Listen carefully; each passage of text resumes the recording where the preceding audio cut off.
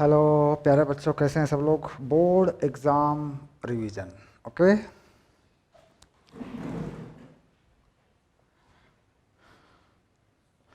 और ये हमारा चैप्टर है विद्युत धारा। विद्युत धारा में हमने विद्युत धारा का सूत्र, अपवाह वेग यानी ड्रिफ्ट वेलोसिटी, धारा किन बातों पर निर्भर करती है, चालकों में धारा किस प्रकार बहती है, ये जानकारी हमने अपनी पिछली 2 क्लासेस में ले ली थी। ठीक, अब हम आ गए हैं अपनी तीसरी क्लास पर, जिसमें मैं बात करूंगा ओम का नियम एवं प्रतिरोध। प्रतिरोध किन बातों पर निर्भर करता है, चालकों में प्रतिरोध का सूत्र क्या होता है, इन सब बातों पर। तो सबसे हमारा मामला, सबसे पहली बात हमारी आ गई ओम का नियम, है ना। चलिए शुरू करते हैं।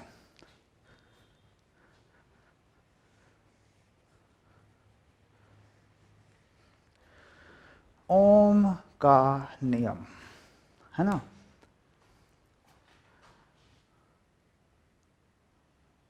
ओम का नियम, ओम्स लॉ। ठीक, ओम के नियम में 3 बातें लिखी जाती हैं। एक कहता है V बराबर I R, I proportional to V या V प्रोपोर्शनल टू I। ये तीनों बातें ओम के नियम में लिखी जाती हैं। ठीक, यहाँ पर जो R है, हम इसे क्या कहते हैं, इसे कहते हैं प्रतिरोध। ये प्रतिरोध क्या है, इस बारे में बात करेंगे, और इसका सूत्र क्या होता है ये हम निकालेंगे। देखिए, अब यहाँ पे क्या होता है, हम जानते हैं कि अगर कोई चालक पदार्थ है, इसको थोड़ा सा समझ लेते हैं, ये समझने की बात है। मान लीजिए कोई चालक पदार्थ है, चालक पदार्थ में हम धारा ले जाते हैं। यहाँ कोई बिंदु A है और यहाँ कोई बिंदु B है। ठीक, और धारा की जो दिशा है वह इस तरफ है। मान लीजिए हम धारा इसमें ले जाते हैं इस तरफ, और बिंदु A से B तक धारा बहने का मतलब क्या है। बिंदु A से B तक धारा बहने का मतलब है कि B से बिंदु A तक कुछ आवेश आता है। हम जानते हैं कि धारा की उल्टी दिशा में इलेक्ट्रॉन चलते हैं, ये बात हम जानते हैं। ठीक, मान लीजिए कोई आवेश आता है चालक के अंदर, तो कार्य करना पड़ता है। आवेश को एक जगह से दूसरी जगह ले जाने में, आवेश को एक जगह से दूसरी जगह ले जाने में जो कार्य करना पड़ता है, हम उसे कहते हैं विभवांतर। और दूसरा कंसेप्ट क्या होता है कि ऋणात्मक आवेश निम्न विभव से उच्च विभव की तरफ जाता है। यानी इलेक्ट्रॉन पे कैसा आवेश है, ऋणात्मक आवेश है, नेगेटिव आवेश है। ये तो क्या करेगा, बी से ए की तरफ चलेगा। इस दिशा में जा रहा है तो इसका मतलब उच्च विभव की तरफ जा रहा है। तो इसका मतलब ए का विभव बड़ा बी का विभव। पहली सबसे बढ़िया बात देखो, याद करें, ये रहा, यानी V A minus V B धनात्मक। यानी आवेश जो चलता है वह ऋणात्मक आवेश है। इलेक्ट्रॉन जिसके कारण धारा बहती है वह इलेक्ट्रॉन का आवेश है, ऋणात्मक आवेश है, वह निम्न विभव से उच्च विभव की तरफ चलता है। अब विभवांतर कितना हो गया, V A minus V B. तो इसका मतलब धारा, इसका मतलब दूसरा, अगर इसके दूसरे अर्थों में देखें तो धारा उच्च विभव से, कॉन्सेप्ट को बनाते हुए चलना है, रिवीजन का फायदा ही तो ये है, से निम्न विभव की तरफ या निम्न विभव की ओर बहती है।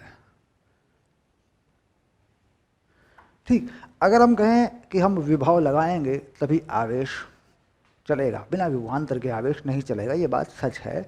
तो इसका मतलब है कि ये बात सच है कि विभवांतर जो है लगेगा, उसके समानुपाती धारा चलेगी। ठीक, अब यहाँ जो समानुपाती नियतांक है, अगर हम इस समानुपाती नियतांक की बात करें, इस नियतांक को बना दें, तो यहाँ एक समानुपाती नियतांक प्रतिरोध, या इसका उल्टा कहते हैं चालकता, कंडक्टिविटी, रेजिस्टिविटी। ठीक, प्रतिरोधकता, चालकता, ये शब्द आते हैं। ठीक, तो कुल मिला के अगर हम देखें कि प्रतिरोध लगाएं या चालकता लगाएं तो हमें एक नियतांक लगाना पड़ता है। फिर हम मानते हैं कि जो प्रतिरोध है यह नियत है, यानी ये अचर है, क्योंकि तभी ये नियम काम करेगा। प्रतिरोध नियत है। फिर हम ये भी कह रहे हैं कि तापमान बढ़ने पर प्रतिरोध बदलता है, तो वो बाद की बात है। तापमान बढ़ेगा, प्रतिरोध बढ़ेगा, तो फिर ओम का नियम का पालन नहीं होगा। वो कहाँ नहीं होगा? तापमान बढ़ने पर। ये कैसे अपने नियम से विचलित होगा वो हम बात करेंगे बाद में, ठीक। अभी हमने देख लिया कि धारा उच्च विभव से निम्न विभव की ओर बहती है और V A minus V B धनात्मक है, यह विभवांतर है। कुल मिलाकर अगर इस चीज़ को लगा दिया जाए आई समानुपाती V A minus V B, तो बात बिल्कुल समझ में आती है। अब V A minus V B को ही मैं वी लिख देता हूँ, विभवांतर, तो आई प्रोपोर्शनल टू वी, ठीक। अब इसको नियम बना देता हूँ, I equals to V upon R, जहाँ 1/r नियतांक है, आर चालक का प्रतिरोध है। फटाफट हो गया काम, देखो, ठीक। प्रतिरोध कैसा है? नियत है। प्रतिरोध बदलेगा तो नियम नहीं लगेगा, नियम में गड़बड़ हो जाएगी फिर, ठीक। अब इस नियम से बात साबित हो गई कि V equals to I R, तो V और I का जो ग्राफ है वह एक सरल रेखा होगा, ऐसे, ठीक। इस तरीके से बना सकते हैं। V equals to I R में इसे ग्राफ को 0 से भी शुरू कर सकते हैं, जैसे मैंने यहाँ से यूँ बना दिया, देखो ऐसे, ये बना दिया मैंने ऐसे। ये मान लीजिए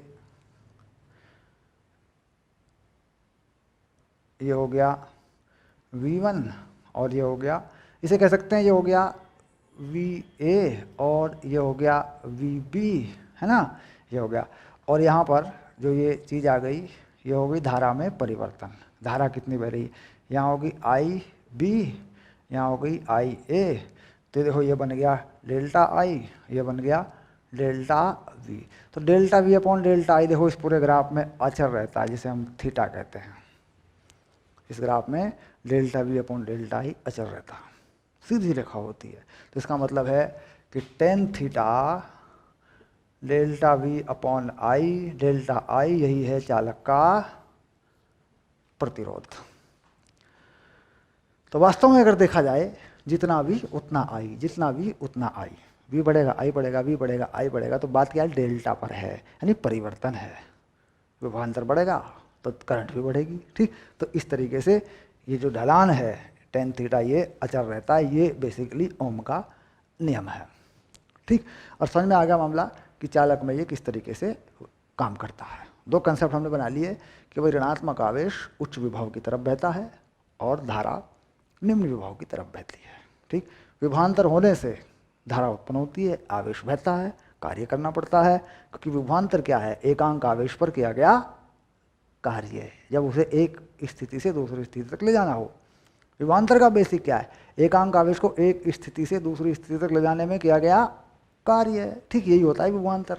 तो कुल मिला के ये हमने ओम्स के नियम का बेसिक बना लिया। अब हम यहाँ महत्वपूर्ण बात यह कि अब हम इस पर ध्यान देंगे कि आर क्या है और इसी चीज का विस्तार करेंगे, ठीक।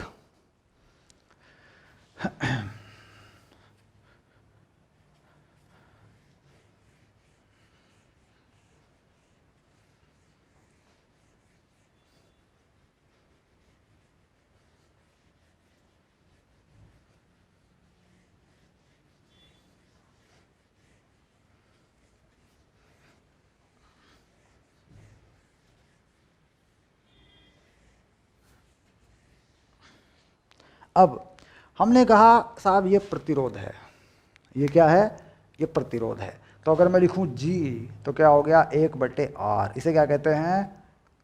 चालकता, ऐसे चालकता कहते हैं। प्रतिरोध का उल्टा है। प्रतिरोध का मतलब क्या है? रोकना, धारा के प्रवाह को रोकना। इलेक्ट्रॉन जब किसी चालक में से चलेंगे तो वहाँ वह इलेक्ट्रॉन उस चालक के परमाणुओं से टकराएगा, उनमें कंपन उत्पन्न होगा और वह उस कंपन में ऊर्जा का नुकसान करेगा। वह नुकसान में गई हुई ऊर्जा ऊष्मा में बदलेगी, पक्का। चलिए, अब कुल मिलाकर हमें इस आर तक पहुंचना है। तो हम जानते हैं किसी भी चालक में अगर हम इस सूत्र को बनाना चाहते हैं, थोड़ा सा देखना चाहते हैं कि ये कैसे काम करेगा, तो हम किसी भी चालक में धारा अगर चलाना चाहें ऐसे, तो ये चालक का जो अनुप्रस्थ क्षेत्रफल है ये है A, चालक में चालक इलेक्ट्रॉनों की संख्या है n, इलेक्ट्रॉन का आवेश है e, और जिस स्पीड से इलेक्ट्रॉन चलते हैं वह है vd। ठीक, तो यहाँ धारा का सूत्र हम बना चुके हैं, I equals to N E A V D. इसे क्या कहते हैं? अपवाह चाल। ठीक, और ये अपवाह चाल है, इसका सूत्र भी हम बना चुके हैं। इसे हम कहते हैं ई बाई एम टाउ एवरेज। इसे हम कहते हैं रिलैक्सेशन टाइम, रिलैक्स वाला टाइम, दो टक्करों के बीच का टाइम। ठीक, ये सूत्र भी हम बना चुके हैं, ये ऊपर है गुणा में, हाँ ऐसे, टाउ एवरेज। ओके, अब हम इन चीज़ों को देखें। ये जो वी डी है अगर यहाँ लगा दें तो कुछ बात समझ में आती है। आई बराबर N E A by M, बिल्कुल सिंपल सी बात है, कुछ खास नहीं करना। तो ये आई हो गई N E square A by M और ई टाउ एवरेज, ये आ गया। ठीक, अब अगर इस ई को देखें, विद्युत क्षेत्र कहाँ से लगता है? विद्युत क्षेत्र विभवांतर से पैदा होता है विद्युत क्षेत्र। ये विभवांतर लगाया हुआ है, ये प्लस है, ये माइनस है, तो ई इस तरफ को लगा और लेंथ हो गई इसकी कितनी? एल। चालक की लंबाई एल, चालक की लंबाई पे लग गया। तो हम जानते हैं वी होता है ई एल। इस बात को याद रखना है बच्चों, चालकों में वी ई एल होता है, चालक की लंबाई विद्युत क्षेत्र। क्योंकि इसका जो बेसिक फार्मूला आता है ना, पकड़ के बताऊंगा तुम्हें, डी वी ये आता है minus E dot D R से। इलेक्ट्रोस्टैटिक्स में तुमने इसे पढ़ा होगा। विद्युत क्षेत्र के अनुदिश कोई विस्थापन जो लिया जाता है, ये वो चीज़ होती है। ठीक, फिर यहाँ से हटा लो, ज़रूरत नहीं है। सीधे सीधे हम देखते हैं कि भाई मान क्या है, परिमाण क्या है, ये ऐसे होता है। चलिए, अब ये आई हो गया साहब। ठीक, अब इसके बाद एन ई स्क्वायर ए, ये हो गया वी, ये हो गया एल, ये हो गया टाउ एवरेज, और ये हो गया साहब एम। ठीक, अब देखो मुझे चाहिए वी अपॉन आई की वैल्यू। तो वी अपॉन आई की वैल्यू मुझे चाहिए, वो कितनी होगी? क्योंकि मैं जानता हूँ वी अपॉन आई की वैल्यू मुझे आर चाहिए। मैं उसी को प्रतिरोध कहूँगा, उसी को मैं प्रतिरोध कहूँगा, और उसका उल्टा, ठीक है, मैं उसे एक बटे प्रतिरोध कहूँगा, तो उसे कह दूँगा चालकता। ठीक हो गया। चलिए अब आगे बढ़ते हैं। तो मैं बनाता हूँ वी अपॉन आई। ठीक, चलिए, वी अपॉन आई बने एम एल बनेगा। देखो इधर बनेगा एम एल, और ये बनेगा N E square tau average, और ये बनेगा एरिया। तो यहाँ जो विमाएँ हैं वो कुछ अलग आ गई हैं, बाकी जो गुण हैं वो कुछ अलग आ गए हैं। ये आ गया इस तरीके से, ये हो गया R. M N E square tau average, देखिए ये चालक के गुण हैं, ये चालक का गुण है, चालक का गुण। इसमें सारी चीज़ें चालकों के गुण वाली हैं। भाई द्रव्यमान क्या है इलेक्ट्रॉन का, वो फिक्स है, उसमें कुछ बदलना नहीं है। इलेक्ट्रॉन का आवेश है वो भी फिक्स है, उसमें कुछ बदलना नहीं है। किसी भी चालक में चालक इलेक्ट्रॉनों की संख्या क्या है एकांक आयतन में, ये पढ़ रखा है तुमने, इलेक्ट्रॉन डेंसिटी बोलते हैं इसको, ये भी फिक्स है। अगर तापमान नहीं बदल रहा है, तो मैंने बताया था टक्करों के बीच में जो समय अंतराल है, औसत समय है, वो भी नहीं बदल रहा है। तो चालक का गुण है। अब ये क्या है? ये है विमाएँ, ये हैं चालक की विमाएँ, ये हैं चालक की विमाएँ।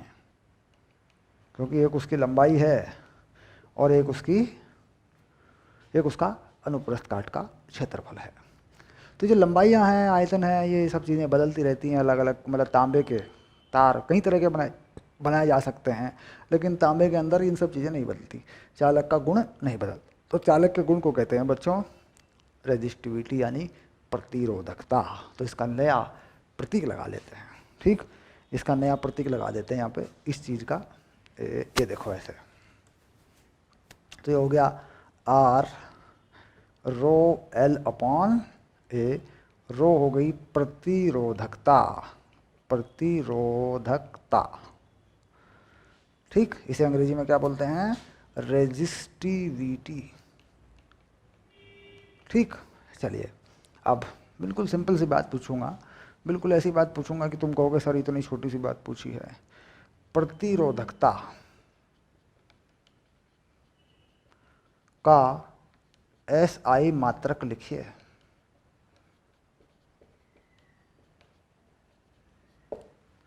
प्रतिरोधकता का एसआई मात्रक लिखिए। चलो लिख के बताओ, एसआई मात्रक चाहिए।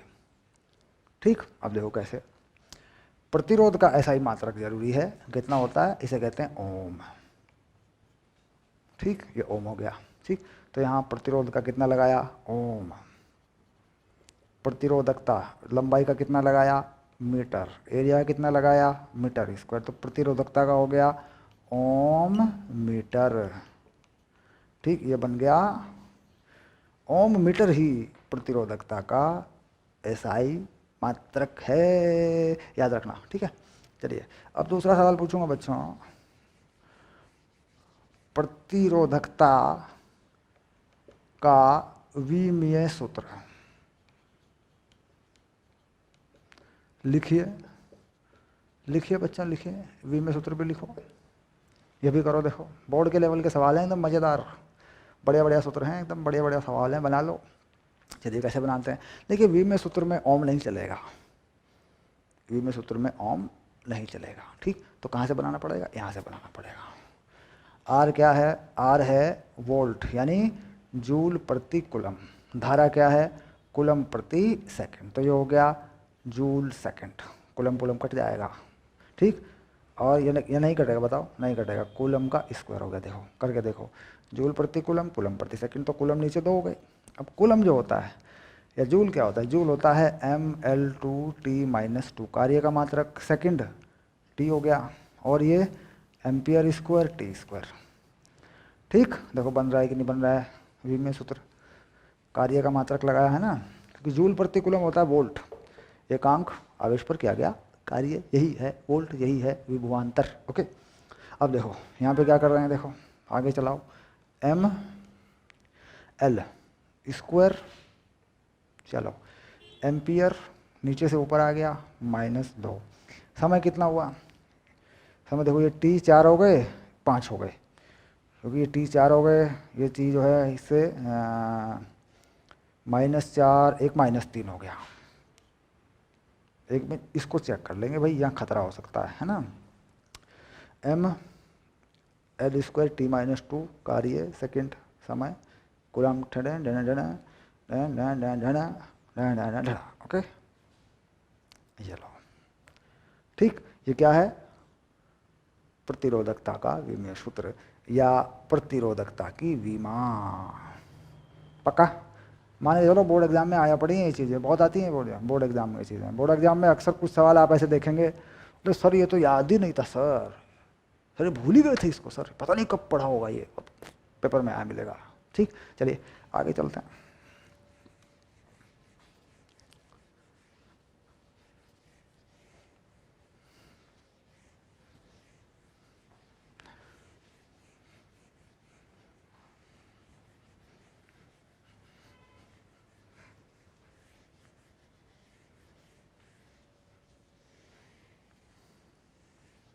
अब आया ओम के नियम को न मानने वाला नॉन ओमिक चालक।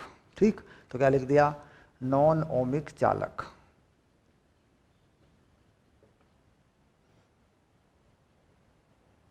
या अओमिक, ये भी लिख देते हैं, अओमिक चालक, ऐसा भी लिख देते हैं। नॉन ओमिक भी लिख देते हैं, अओमिक भी लिख देते हैं। ठीक, अब ये कैसे होता है, देखो 2 बातें होती हैं। ये होता है बच्चों ओम का नियम, सीधी सरल रेखा है V और I के बीच में। ठीक, अब यहाँ पर ये हो सकता है ऐसा मामला जो VI, एक ये भी हो सकता है ऐसे।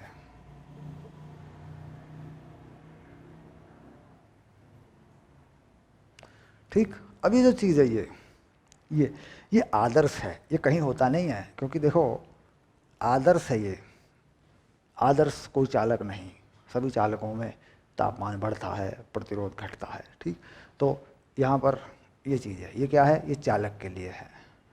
चालक है जैसे कॉपर है, मान लीजिए तांबा है, उसके लिए सामान्य सा ग्राफ है। ठीक, ये है अर्धचालक। अर्धचालकों में जो है विभवांतर बढ़ाते हैं, तापमान बढ़ाते हैं, तापमान बढ़ता है अगर, तो उसमें मुक्त इलेक्ट्रॉनों की संख्या बढ़ती है। परमाणुओं के बाह्य कोशों में से निकलकर, परमाणु में बाह्य जो कक्षाएं होती हैं उनमें से इलेक्ट्रॉन निकलकर फ्री मुक्त होने लगते हैं। ये व्यवस्था अर्धचालकों में होती है, उनका ग्राफ ऐसा होता है, ठीक। और ये चालक है, ये सामान्य है, ये आदर्श है भाई, ऐसा तो कोई होता नहीं है, सिंपल सी बात है। चलिए,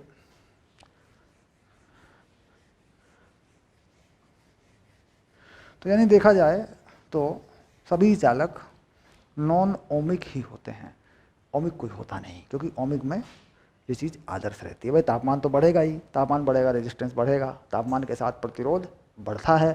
सामान्यतः हम जानते हैं चालकों में तो धारा घटती है, अधिक विभवांतर पर कम धारा प्राप्त होती है, ठीक। ये दो ग्राफ मैंने बनाए, इनका ध्यान रखेंगे, ठीक। अब प्रतिरोध पर तापमान का प्रभाव, अगली बात लिखेंगे, कॉन्सेप्ट को समझते हुए चलेंगे, इसको डन करेंगे बिल्कुल। यहाँ तक जो है बेसिक को कवर करना बहुत ज़रूरी है। प्रतिरोध पर तापमान का प्रभाव, ठीक। तो प्रतिरोध पर तापमान का प्रभाव, तो प्रतिरोध का सूत्र है रो एल अपॉन ए, प्रतिरोध का सूत्र है एम एन ई स्क्वायर टॉ एवरेज एल अपॉन ए, ठीक। तो टॉ एवरेज यानी रिलैक्सेशन टाइम, रिलैक्सेशन टाइम, ठीक। ये जो होता है ये घटता है जब तापमान बढ़ता है, क्योंकि इलेक्ट्रॉनों को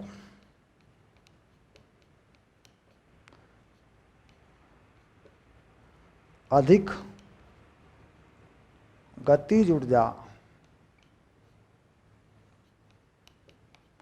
प्राप्त होती है,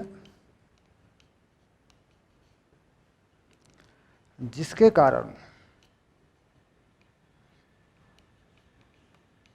उनकी यादृच्छिक गति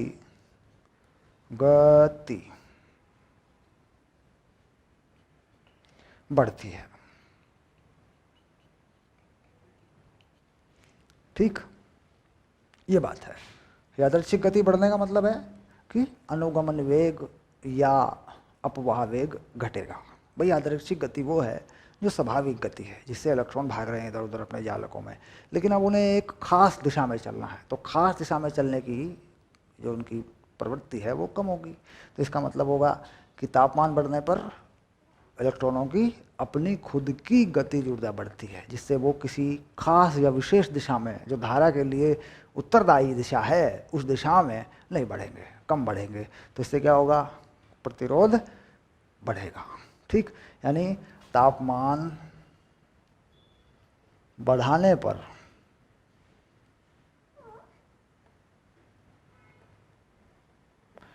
प्रतिरोध बढ़ता है। ये बात समझ में आ गई, बेसिक क्लियर हो गया। अब सूत्र क्या है साहब, सूत्र है साहब R naught 1 plus alpha delta T, ठीक। अल्फा क्या है, ये जो अल्फा ये क्या है, ये है प्रतिरोध ताप गुणांक,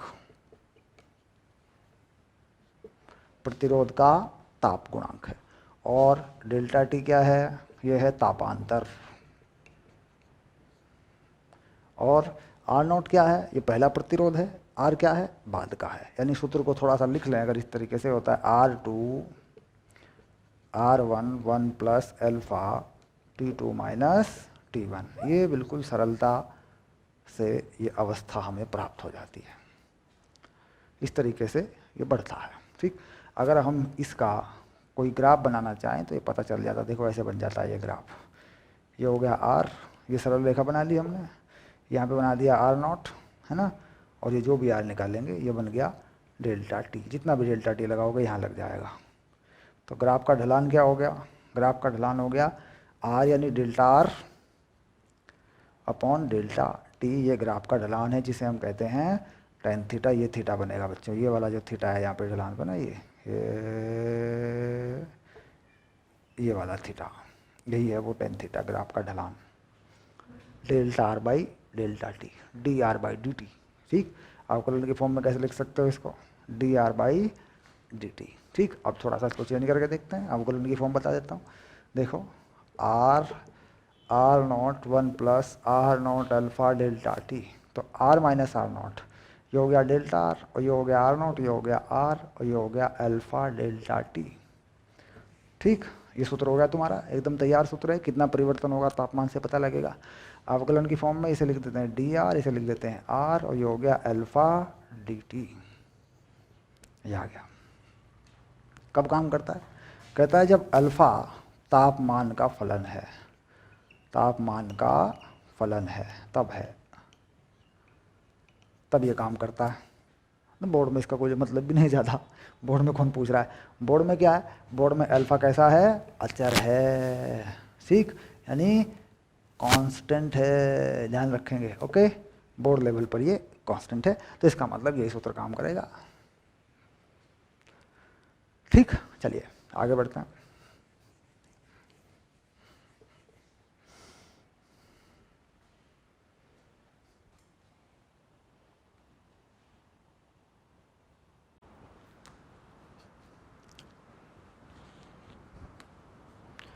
चलिए अब आते हैं प्रतिरोध पर विमाओं का प्रभाव, यानी प्रतिरोध जो है विमाओं पर कैसे निर्भर करता है।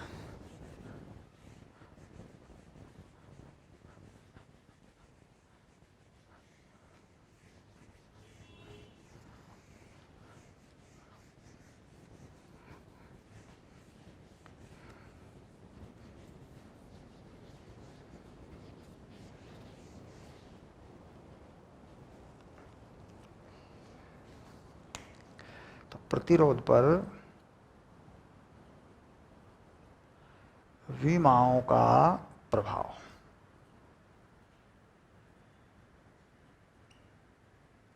विमा कौन है, विमा है देखिए लंबाई, और यह है अनुप्रस्थ काट का क्षेत्रफल। तो अनुप्रस्थ काट का क्षेत्रफल जैसे हम कहते हैं बेलनाकार है, देखो बेलनाकार है, मान लीजिए ये बेलनाकार है, इसकी त्रिज्या हमें देनी होगी। ये कैसा है, ये वृत्त है तुम जानते हो, और इसकी वृत्त की त्रिज्या क्या मान ली, इस वृत्त की त्रिज्या मान ली आर, ये आर है मान लीजिए। ठीक, तो क्षेत्रफल ए कितना हो जाएगा, पाई आर स्क्वायर, और इसकी लंबाई हो गई एल। ठीक, तो रेजिस्टेंस हो जाएगा rho L upon pi R square. ठीक, अब मान लीजिए ये एक घन के रूप में है, घन आकार आकृति है ऐसे, यूँ ऐसे। ठीक, अब इसमें धारा इस दिशा से यूँ यूँ बहती है, तब इसमें धारा इधर से बहती है और यूँ निकल जाती है इधर को ऐसे। ठीक, तो इसमें क्या है, ये इसकी लंबाई है, ये इसकी चौड़ाई है, ये इसकी ऊंचाई है। ठीक, तो वह क्षेत्रफल जिसमें धारा जाएगी वो यही रहा, ये क्षेत्रफल होगा ए, ये होगा बी एच, ये तुम जानते हो। ठीक, लंबाई एल है, तो प्रतिरोध कितना हो जाएगा, ये हो जाएगा rho L upon B H. ठीक, यानी जिस तरफ से धारा बहती है उसका क्षेत्रफल लेना है। ठीक, अब अगर धारा दूसरी तरफ से बहती है तो घन में कोई घन बना लिया हमने, तो उसमें देखना पड़ेगा कि लंबाई क्या है और अनुप्रस्थ काट का क्षेत्रफल क्या है। इस पे कॉन्सेप्ट करता हूँ पहले, कॉन्सेप्ट को पहले इस पर ठीक करता हूँ। इस पर ठीक करना ज़रूरी है क्योंकि यहाँ पर सवाल बन जाता है कई बार, और उसमें हम कंफ्यूज होते हैं, सर इसको कैसे करेंगे, तो अजीब सा हो गया बिल्कुल। चलो देखते हैं।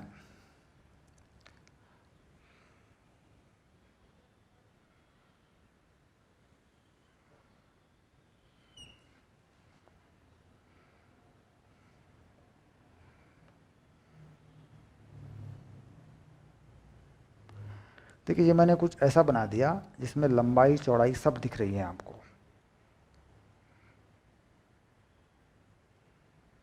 ऐसे।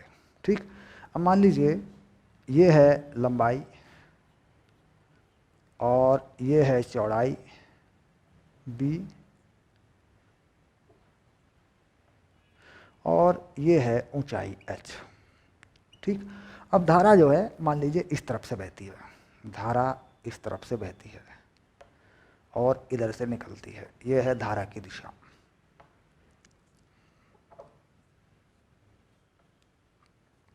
आई, ठीक, तो जिस क्षेत्रफल पे धारा घुसती है वह क्षेत्रफल अनुप्रस्थ काट का जिसमें धारा घुसती है, यानी जिसमें से इलेक्ट्रॉन चलता है, जिसकी मतलब वह क्षेत्रफल जिसके तल के लंबवत इलेक्ट्रॉन चलता है। जैसे मान लो ये बोर्ड है, इसमें इस तरह से घुसता है इलेक्ट्रॉन, तो ये क्षेत्रफल काम करेगा। तो इसका मतलब हो गया कि यहाँ ये क्षेत्रफल काम करेगा। देखो, ठीक, ये क्षेत्रफल होगा कितना, ये होगा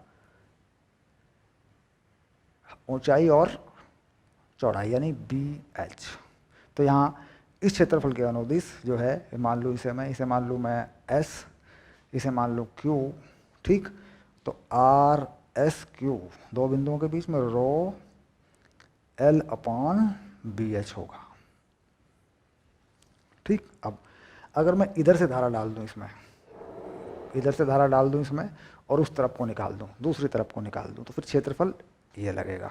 ठीक, अब मान लो यहाँ पे इसे हटा लूँ मैं, तो समझ में आ गया मामला आपकी, इसे हटा लेता, कन्फर्म हो गया। अब दूसरी तरफ से धारा डालूंगा, देखो धारा को यहाँ से हटा लूँगा इसे मैं, अब मैं धारा को यहाँ से हटा लूँगा, अब दूसरी तरफ से धारा डालूंगा इसमें, ये एरिया भी हटा लूँगा मैं, क्योंकि ये एरिया तुम्हें कंफ्यूज करेगा फिर। ये देखो, ठीक, ये लो। तो अब जो है धारा इधर से डालते हैं, इधर से धारा डालते हैं इसमें और दूसरे इसी क्षेत्रफल से उधर से निकाल देते हैं, ऐसे इधर से डालते हैं उधर से निकालते हैं। तो इस एरिया में धारा घुसती है, तो इस बार कितना क्षेत्रफल हो जाएगा, यहाँ से देखें, ये मान लिया पॉइंट हमने T, ये पॉइंट मान लिया MN मान लेते हैं, ये पॉइंट M मान लेते हैं और ये पॉइंट N मान लेते हैं। इस सरफेस से उस सरफेस में, यानी इसे बोर्ड के इस तरफ से उस तरफ निकाल रहा हो, तो सामने का एरिया आएगा। तो अब जो एरिया है ये L है, ये H है, तो यहाँ RMN रो इस तरफ को जाती है, ये जाती है धारा इस तरफ को, तो ये बन जाएगा B और एरिया L इंटू H। ये वाला देखो पूरा सरफेस बनेगा LH, ये हो गया लो। ठीक, यानी धारा किस क्षेत्रफल में घुसती है वो लगेगा और लंबाई जो भी बनती है। तो घन में क्या होता है कि तीन तरीके से प्रतिरोध निकल जाते हैं। एक इस फलक से डालेंगे उसमें निकालेंगे, इससे डालेंगे उसमें निकालेंगे। एक होता है कि ऊपर से डाल दो धारा, नीचे से निकाल दो। ठीक, तो क्षेत्रफल क्या लगेगा ऊपर वाले का, ये लगेगा, ठीक, जो कि LB होगा और आएगी कितनी नीचे, H आएगा तो H लगेगा। तो यहाँ से डाल दूँ ये वाली, इसमें डाल दूँ R, तो कितना हो जाएगा रो H/LB, ये इसका प्रतिरोध होगा। ठीक, यानी ये वो क्षेत्रफल है, इसमें धारा घुसती है, ये वो जिसके अनुदिश धारा चलती है। तो घन में तीन तरह के प्रतिरोध होते हैं। ठीक, बेलनाकार में सामान्यतया एक ही तरह का प्रतिरोध होता है, होते 2 3 4 हो सकते हैं, लेकिन जो परिभाषित है जिसका कोई सूत्र बनता है वो एक ही तरह का होता है, ये वाला होता है। ठीक, चलिए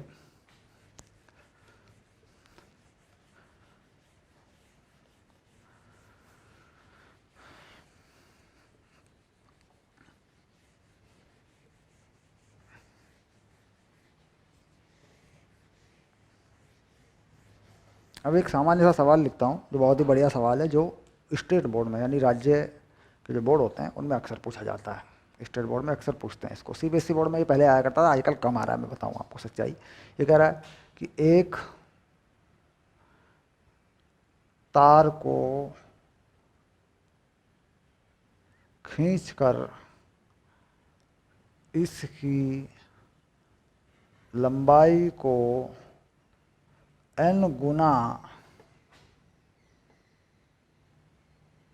कर दिया गया हो तो तार का प्रतिरोध कितना गुना हो जाएगा। लो, ठीक, सिंपल, खींच कर। अब मान लीजिए कोई तार है हमारे पास, खींचने का मतलब तार का द्रव्यमान वही है, तार का आयतन वही है, खींचा है। तार में कोई पदार्थ की मात्रा नहीं बढ़ाई है। वैसे ये तार है, मान लो इसे खींच दूँ तो तार पतला हो जाएगा, सीधी सी बात है, त्रिज्या घट जाएगी, क्षेत्रफल घट जाएगा उसका। ठीक है, चलिए अब मान लीजिए तार है, पहले ये ऐसे, इसकी लंबाई L है। ठीक, अभी तार को खींच दूँ और ऐसा तार बना दूँ ऐसे, देखो पतला हो जाएगा नहीं हो जाएगा। ये लंबाई है NL। ये क्षेत्रफल अगर A है तो क्षेत्रफल ये कितना हो जाएगा, A/N हो जाएगा। क्यों? क्योंकि जो वॉल्यूम है, आयतन है, वह नियत है। अब आयतन है वो कैसे रहता है, आयतन कितना है AL इस तार के लिए, इसके लिए L N गुना हो गया तो एरिया N/, हो जाएगा। देखो लेंथ N टाइम्स हो गई तो एरिया 1/n हो जाएगा, सिंपल सी बात है। तो ये आयतन देखो उतना का उतना ही है, फिर आयतन नहीं बदला। ठीक, तो यहाँ का जो प्रतिरोध है वो कितना है, वो है R ρL/A। यहाँ का प्रतिरोध है R-ρLN/A/N, तो यह आ गया N² ρL/A, जो कि है N² R के बराबर। ठीक, यानी R' जो है सीधे सीधे देखा जाए ये आ रहा है N² R। ठीक, तो उत्तर कितना आ गया, उत्तर हो गया N² गुना हो जाएगा। तो उत्तर क्या आ गया इसका, इसका उत्तर लिख दूं, हल करके दिखाना होता है ना, इसको हल करके बताना पड़ेगा। ऐसे डायग्राम बना दो, ऐसे ही लिख दो, सीधा रास्ता है। तो इसको बताना पड़ेगा उत्तर में प्रतिरोध N² R हो जाएगा। और इसके बाद क्या कहेंगे, ये भी लिख सकते हैं। इसके बाद दूसरा, प्रतिरोध N² गुना हो जाएगा, ये देखिए ऐसे। ठीक, सिंपल, बिल्कुल सिंपल सी बात है। चलिए आगे चलते हैं। प्रतिरोध को समझ रहे हैं धीरे धीरे।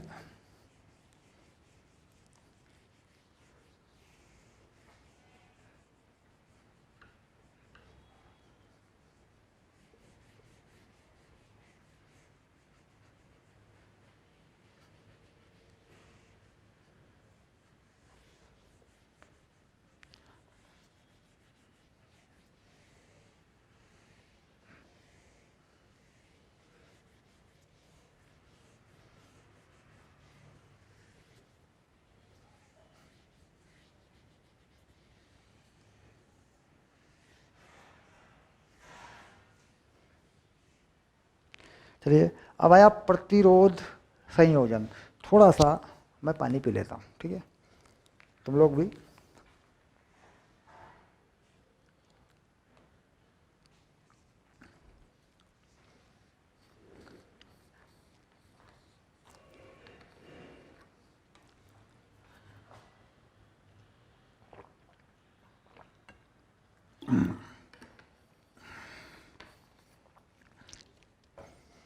तो इस चैप्टर का जो बेसिक है प्रतिरोध का, धारा का, इन सब चीज़ों का, वो इस वीडियो में हम बना लेंगे।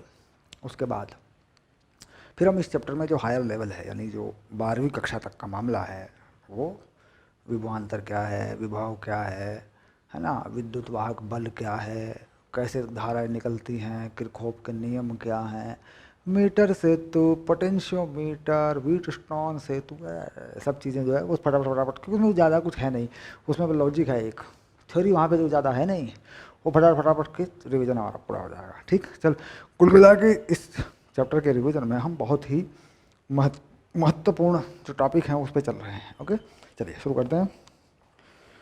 बना देते हैं प्रतिरोध या प्रतिरोधों के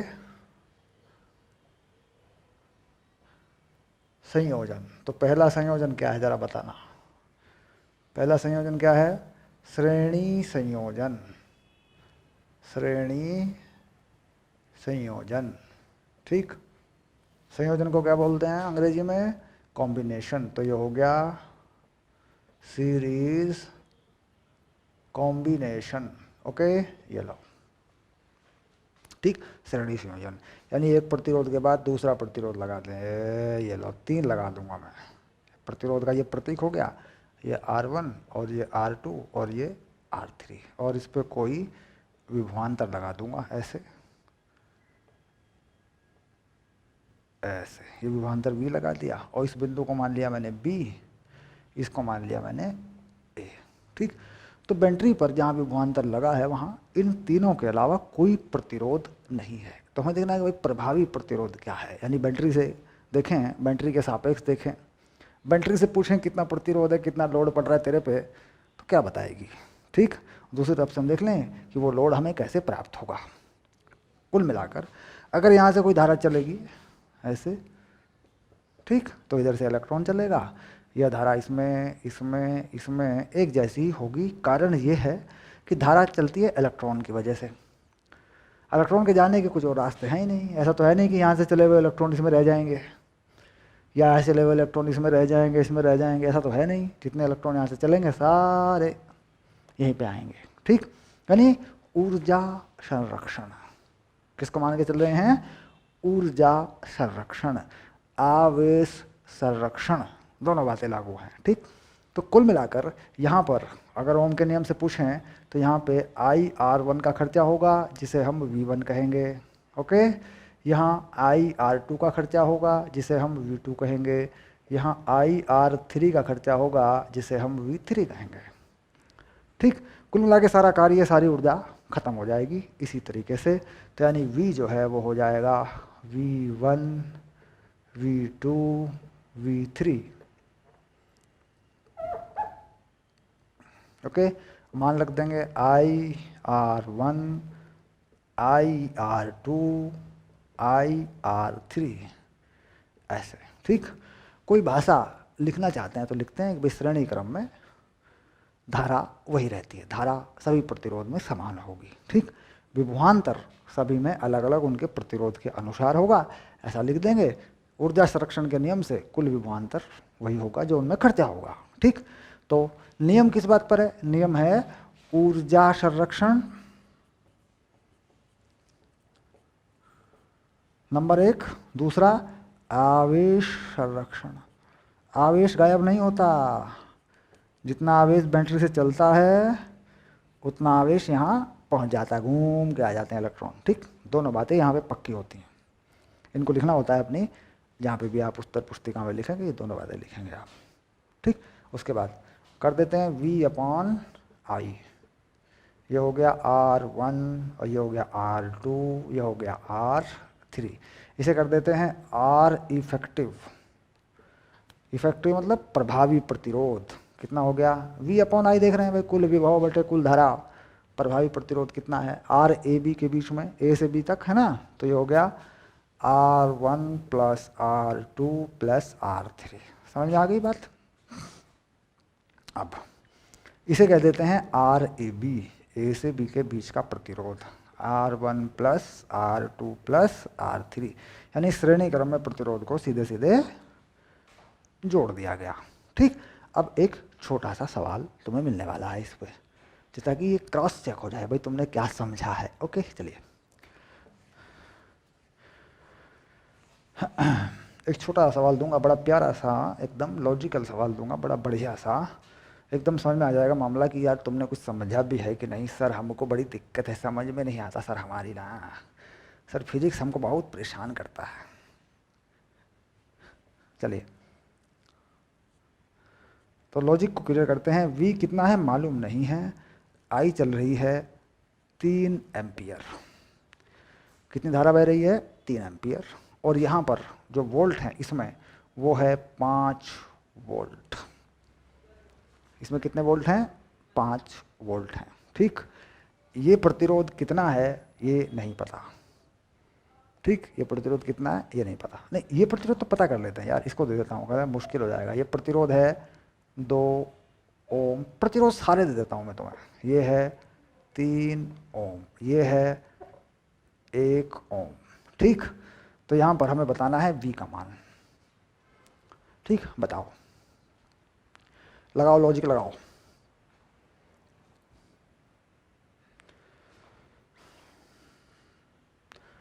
चलिए अब यहाँ पर देखो ये कितना है 5 वोल्ट, कितनी धारा है 3 एम्पियर, तो ये 5 वोल्ट जो है ये हो जाएगा 3 गुना 2, ठीक 6 वोल्ट है ना। धारा जो है, गलती कर दी मैंने, धारा जो है मुझे बतानी है, जरा हाँ अब बताओ, आंकड़ा फिट नहीं बैठेगा, देखो धारा बताओ ये बताओ, अब बनेगा सवाल। इसमें कितना है 5 वोल्ट, कुल कितना ये बताओ, धारा बताओ। अब देखो समझ में आ गया मामला, ये 5 वोल्ट है, 2 आई कितनी आ गई 5/2 एम्पियर, ये धारा बन गई। क्लियर, क्योंकि समीकरण में किस तरीके से डालनी है वैल्यू, ये लग गया। अब इसके बाद धारा आ गई, अब यहाँ पे कितना होगा, यहाँ पे होगा 5/2 गुना 3, ये यहाँ का वोल्ट होगा, यहाँ का वोल्ट कितना होगा 5/2 गुना 1, ये हो गया। सारे वोल्ट कितने हैं, सारे वोल्ट हैं V1 plus V2 plus V3, V1 5/2, समझ गए ना बात को, हाँ, और ये समझ गए सर 15/2, और ये 5 वोल्ट, तो V आ गया, कितना बन गया 20 30/2, 5 दूनी 10, ये होगा 15 वोल्ट, ये हो गया तुम्हारा उत्तर। और धारा कितनी, ये रहा उत्तर। ठीक, 2 बातें हैं जो हमें पता करनी थी, ये था। अगर यहाँ धारा दे रहे हो ना तो यहाँ का प्रतिरोध देने की आवश्यकता नहीं है।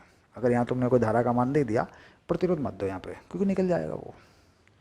धारा का मान दे दिया, यहाँ का प्रतिरोध निकल जाएगा, फिर पूछ सकते हैं भाई कितना प्रतिरोध है, फिर उसके बाद धारा सारी की लगा दें इसी में, तो सबका प्रतिरोध आ जाएगा, फिर भी निकाल सकते हैं। ठीक,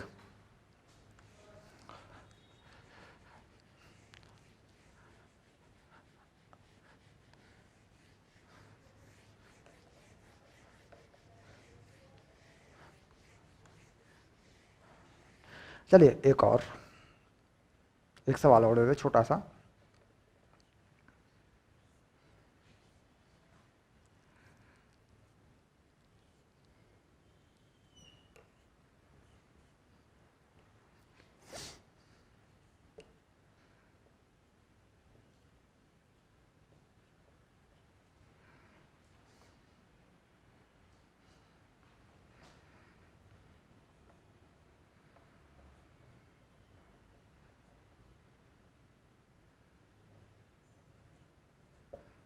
चलिए अब इसे करिए।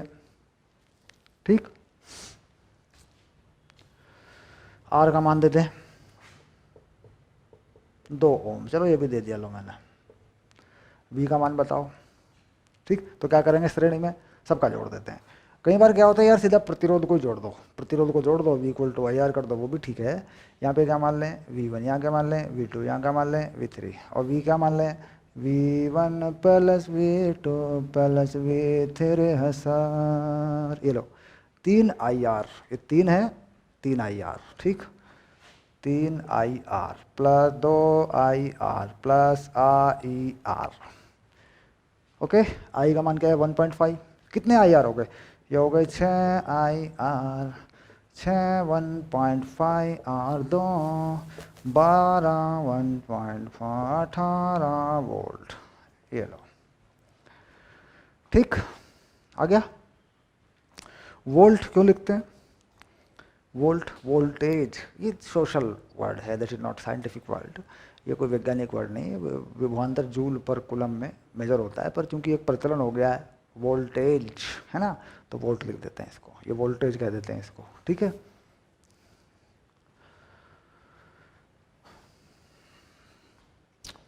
तीन 2 5 6 2 12 12 15, ठीक है। चलिए अब लेते हैं दूसरा संयोजन, अब लेते हैं समांतर संयोजन।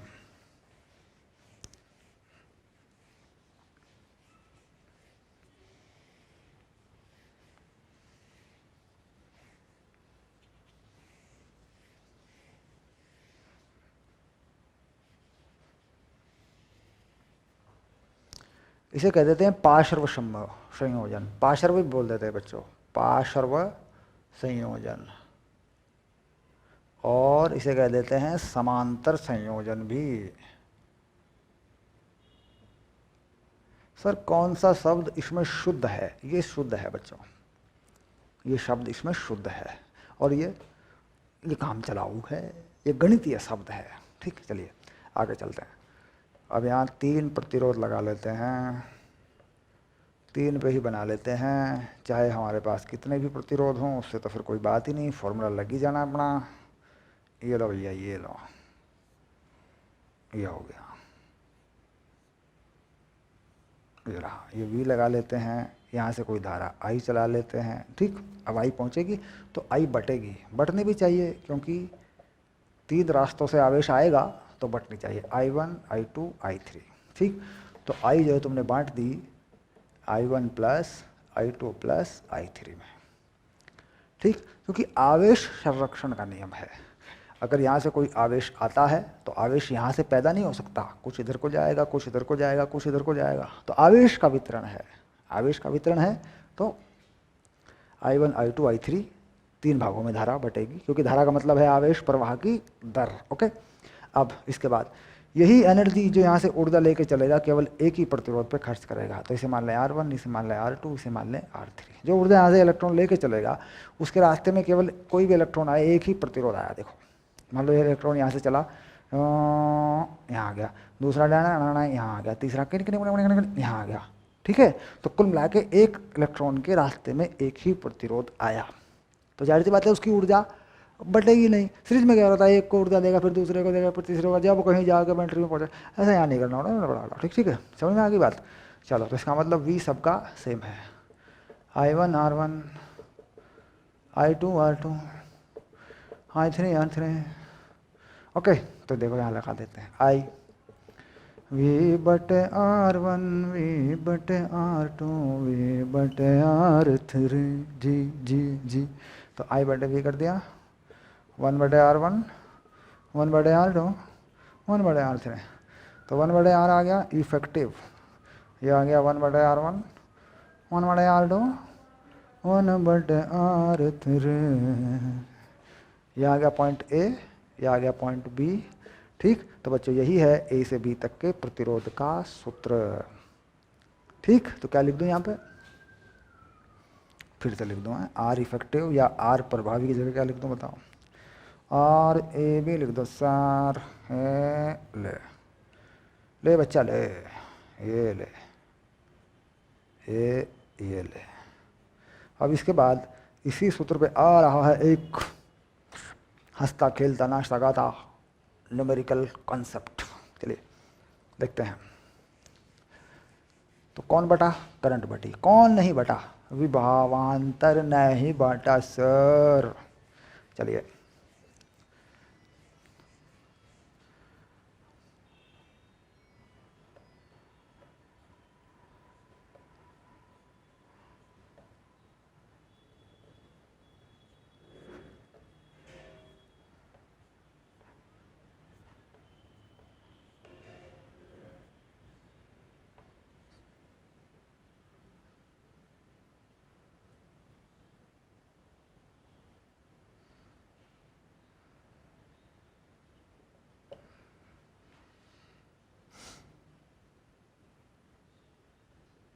कोई सवाल लिख दिया मैंने, बस कर दो फटाफट।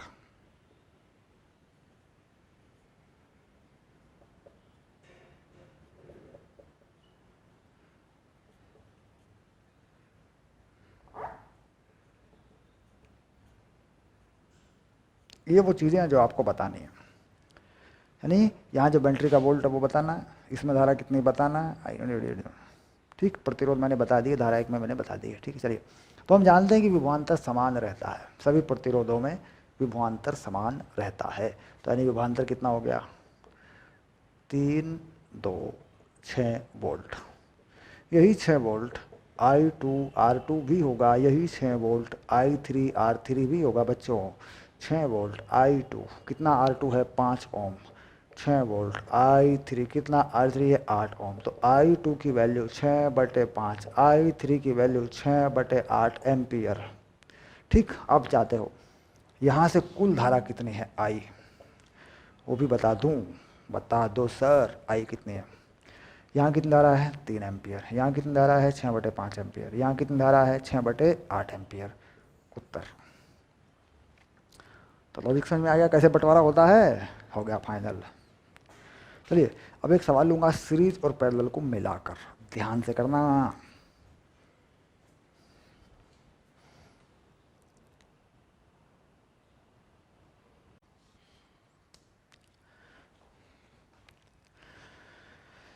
चलिए आ गए हैं विद्युत धारा की अगली क्लास में, रिवीजन में। हमने पिछली क्लास में ये पता लगाया था कि धारा क्या है, धारा क्या है, ये हमने पता लगाया था।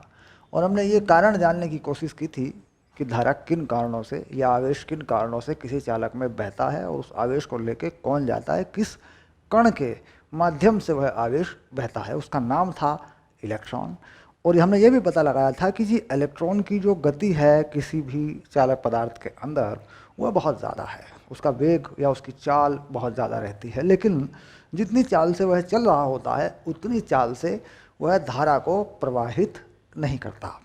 कोई इलेक्ट्रॉन किसी भी पदार्थ के अंदर परमाणु में या परमाणु के चारों तरफ या उत्तेजित अवस्थाओं में या परमाणु से बाहर निकलकर जालक में, लेटिस में, खाली जगह में लाखों किलोमीटर प्रति सेकंड की रफ्तार से चल रहा होता है, लेकिन जब वह धारा बनाता है तो वह मिलीमीटर प्रति सेकंड की रफ्तार से बनाता है या उसकी स्पीड से बनाता है। अब यहाँ हम देखते हैं कि जालक में या किसी चालक का जो जालक होता है उसमें चालक इलेक्ट्रॉनों की संख्या कितनी होती है, लगभग चालक इलेक्ट्रॉन की संख्या, क्योंकि ये बहुत ज़रूरी नंबर हैं सारे। पिछले वीडियो को अगर आपने नहीं देखा है रिवीजन के तो कृपया उसको देख लीजिए, आपका बेसिक बढ़िया बन जाएगा। ठीक, तो ये होती है लगभग 10 की पावर 28 है ना इलेक्ट्रॉन प्रति घन मीटर, प्रति घन मीटर ऐसे। यानी अगर हम एक घन मीटर ले लें, एक घन मीटर आयतन बहुत बड़ा होता है, एक घन मीटर आयतन जिसकी लंबाई, ऐसा एक घन जिसकी लंबाई, चौड़ाई, ऊंचाई 1 मीटर हो तो ये बहुत बड़ा होता है। यानी एक घन मीटर में आप मान के चलिए 1000 लीटर पानी आता है। तो ऐसा कोई टैंक जिसमें 1000 लीटर पानी आता हो, अगर इसमें कोई धातु भर दी जाए, जैसे तांबा भर दें, लोहा भर दें, तो उसमें लगभग इतने इलेक्ट्रॉन होते हैं जो चालक इलेक्ट्रॉन होते हैं। चालक इलेक्ट्रॉन की संख्या ये होती है। इसे क्या कहते हैं बच्चा? इसे कहते हैं नंबर डेंसिटी, संख्या घनत्व। क्या कहते हैं इसको? इसे कहते हैं नंबर डेंसिटी। अंग्रेजी में लिख दिया देखो पहले मैंने, बाद में कहते हैं इसको संख्या घनत्व।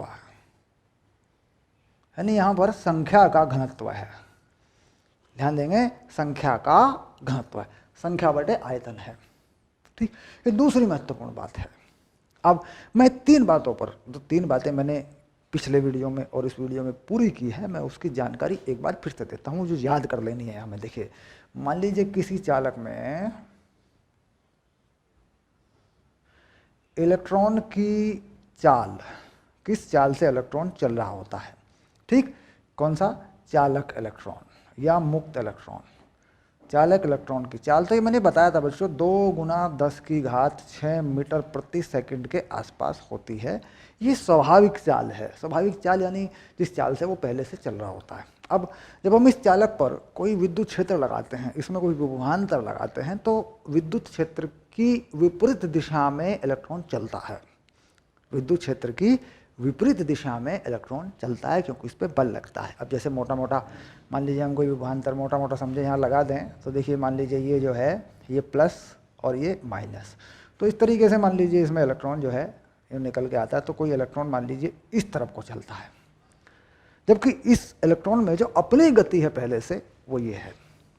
इसका मतलब हो गया कि इलेक्ट्रॉन इस तरफ को खिसकेगा चलते चलते, जैसे मान लीजिए चलते चलते चलते, तो हम देख रहे हैं कि ये इलेक्ट्रॉन जो है अपनी गति से चल रहे हैं और बाद में ये उस तरफ को जा रहे हैं, इस तरफ को जा रहे हैं या इस तरफ को आ रहे हैं, दैट इज।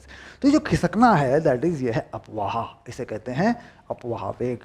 यानी इलेक्ट्रॉन का वह वेग जो उसकी धारा के लिए या उसके आवेश स्थानांतरण के लिए जिम्मेदार है, वही है अपवाह वेग। ठीक, चलिए अब इलेक्ट्रॉन की या चालक इलेक्ट्रॉन की अपवाह चाल, तो बच्चे ये जो होती है ये बहुत कम होती है, जिससे खिसकता है वो बहुत कम होती है। ये होती है कुछ मिलीमीटर प्रति सेकंड में लगभग। और बेटा ये भी लगभग है, ये भी जो है जानकारी ये भी लगभग है। ये परमाणु की संरचनाओं से आने वाली जानकारी है, ये भी लगभग है।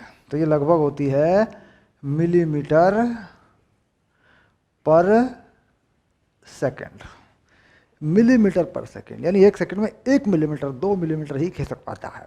चलिए अब इसके बाद ये देखो, ये आ गई चीज़, यहाँ लिखी हुई है। तो 3 बातें महत्वपूर्ण हो गई कि धातुओं में 1 घन मीटर में के लगभग कितने इलेक्ट्रॉन होते हैं, वास्तव में इलेक्ट्रॉन की चाल कितनी होती है लगभग, और वह चाल जिससे वो खिसकता है, जिससे वो धारा बनाता है, वह मिलीमीटर प्रति सेकंड में होती है। 3 जानकारियाँ हमारे पास महत्वपूर्ण होती हैं।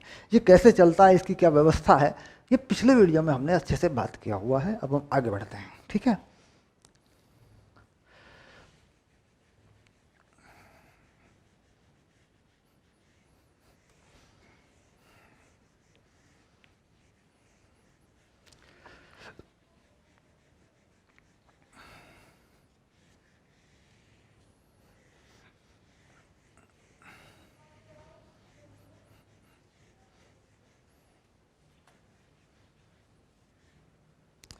अब सबसे पहला जो सूत्र हम बनाते हैं बच्चों, बेसिक, जिसमें हमें जानकारी मिल जाती है, वो बनाते हैं हम अपवाह चाल, जिसके साथ हम धारा का भी सूत्र बनाते हैं। उसे पहले बना लें इसके या बाद में बना लें, बट अच्छी बात यह है कि हम अपवाह चाल को ही समझ लें पहले कि वह कैसे आती है, उसका सूत्र क्या होता है। चलिए तो पहले लिख देते हैं अपवाह चाल।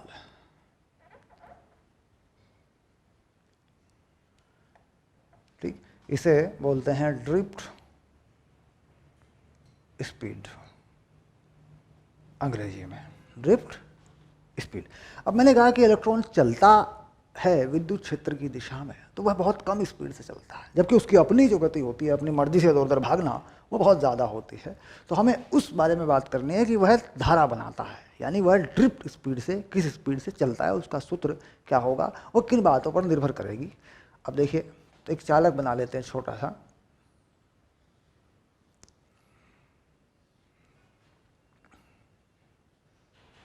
ऐसे, और यहाँ पर एक विभवांतर लगाकर, कुछ विभवांतर लगाते हैं यहाँ पे V, और यहाँ पर एक विद्युत क्षेत्र बना देते हैं E। विद्युत क्षेत्र की दिशा प्लस से माइनस की तरफ, ये टर्मिनल पॉजिटिव और ये नेगेटिव, इस तरीके से। तो यहाँ अगर किसी इलेक्ट्रॉन की बात करें तो इलेक्ट्रॉन जो है इस तरफ जो खिसकता है, वो जो स्पीड होती है उसे कहते हैं अपवाह चाल, या अगर उसे सदिश निरूपण में लें तो वो अपवाह वेग होता है, ऐसे। जबकि इलेक्ट्रॉन की अपनी गति सभी दिशाओं में है, ये विद्युत क्षेत्र की विपरीत दिशा में। विद्युत क्षेत्र की विपरीत दिशा में क्यों है? क्योंकि इलेक्ट्रॉन पर आवेश कैसा है? ऋणात्मक है। ऋणात्मक आवेश धनात्मक की तरफ आकर्षित होता है ना, या ऋणात्मक आवेश से प्रतिकर्षित होता है। तो कुल मिलाकर इधर को चलता है। तो इलेक्ट्रॉन पर या चालक या किसी भी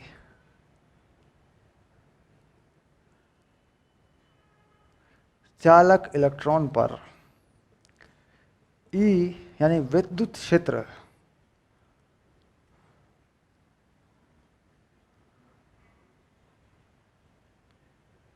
के कारण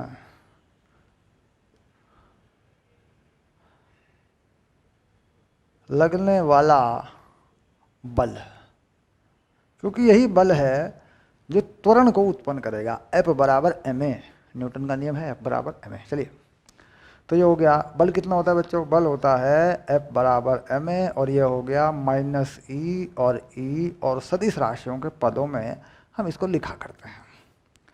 ये जो सदिश राशियों का निशान लगा हुआ है, विद्युत क्षेत्र की दिशा, त्वरण की दिशा, इलेक्ट्रॉन का आवेश, अगर इन सदिश राशियों का निरूपण नहीं किया जाता, इन पर वेक्टर नहीं लगाया जाता, तो नंबर कटने की संभावनाएं बढ़ जाती हैं। इसको ध्यान से रखना है, ठीक है। तो कुल मिला के एक्सेलरेशन निकाल लिया, देखिए ये आ गया ऐसे, ठीक। और नीचे आ गया द्रव्यमान। किसका द्रव्यमान है? इलेक्ट्रॉन का द्रव्यमान।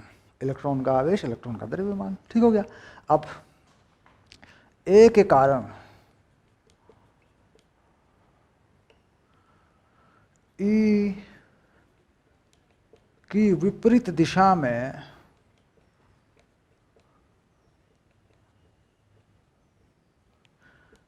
इलेक्ट्रॉन का वेग vd, जिसे हम कहते हैं अपवाह वेग,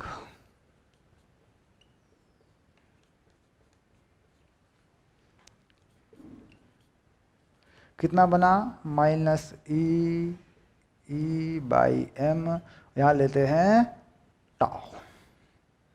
ठीक, तो यानी वह समय अंतराल जब इलेक्ट्रॉन एक जगह से दूसरी जगह टकराया होगा, टक्करों के बीच का समय।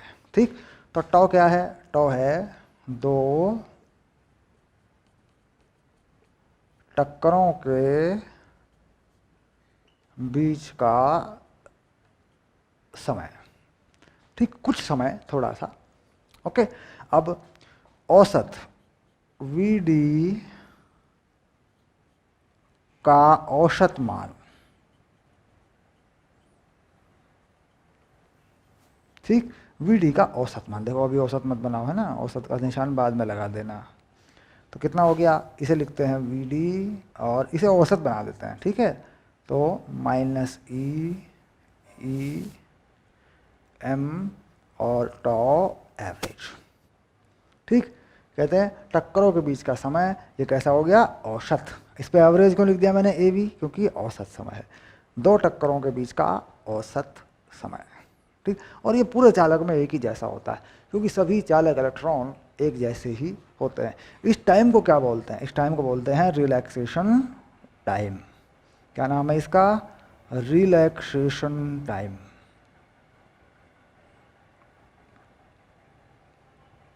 ठीक, इसे बोल देते हैं रिलैक्सेशन टाइम। ओके, तो ये रिलैक्सेशन टाइम कैसा है? एवरेज रिलैक्सेशन टाइम है, यानी औसत रिलैक्सेशन टाइम है। लिख देता हूँ, ठीक है ना, पक्का कर लो। एवरेज रिलैक्सेशन टाइम,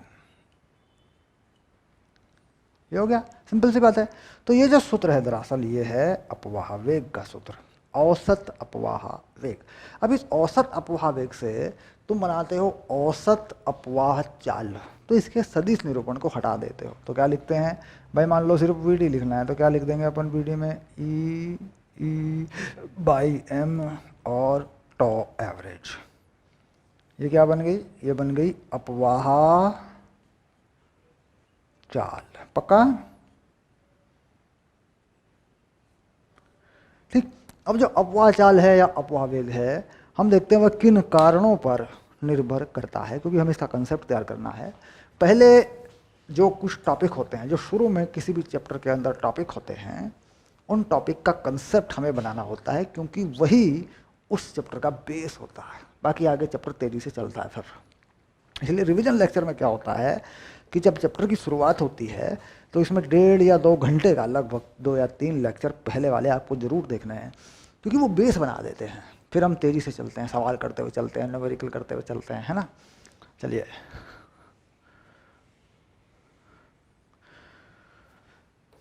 अब देखिए, इसमें अगर हम देखें कि ये जो अपवाह चाल है या अपवाह वेग है, ये आया ई बाई एम टाउ एवरेज। दो बातों पर ये निर्भर कर रहा है, अपवाह वेग या अपवाह चाल। छोटा भी लिख दें इसको ना, तो ऐसे ये लो, क्योंकि बड़े भी का प्रतीक हमने विभव को ले रखा है। छोटा भी कर देता हूँ, ये लो। ठीक, अपवाह चाल यहाँ तो जरूरत भी नहीं है, यहाँ लगाना है ना, यहाँ लगा देता हूँ, ये लो, डन। अब ये चीज़ किस पर निर्भर करे? देखिए, इलेक्ट्रॉन का आवेश और इलेक्ट्रॉन का द्रव्यमान, ये दोनों बातें अचर हैं, नियत है, कांस्टेंट है इलेक्ट्रॉन के लिए, इसमें कोई बात नहीं है। या दो बातें आ रही हैं, एक आ रही है Vd समानुपाती टाउ एवरेज, एक आ रही है Vd समानुपाती E। ठीक, और हम जानते हैं कि E जो है वह विभवांतर बटे L होता है। विभवांतर यानी कितनी दूरी तक वह विभवांतर लगाया गया है, L। एल की चीज़ है बच्चों, देखो ये, इसको ठीक ठीक से देखना एक बार। ये चालक की जो लंबाई है, जिसके अनुदिश इलेक्ट्रिक फील्ड लगाया गया है, यानी विद्युत क्षेत्र लगाया गया है, ये एल है। ठीक, तो मान के चलो कि बोर्ड एग्जाम में ये कंसेप्ट आया पड़ा है,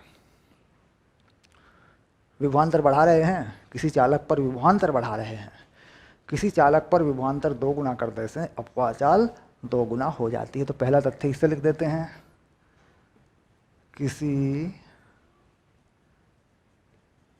चालक पर विभवांतर V 2 गुना करने से अपवाह चाल भी 2 गुना हो जाती है। देखो ये मैंने इसलिए लिख दिया ताकि तुम्हें ये पकड़ में आ जाए कि बढ़ता है। अगर हम लगा लें विभवांतर बढ़ा लें तो चाल भी बढ़ती है। ठीक, पहली बात आ गई। अब यहाँ ये लंबाई है। ठीक ठीक, तो क्या करें, इसके बारे में लिखते हैं। ठीक, अचर विभवांतर पर, कैसा, अचर विभवांतर पर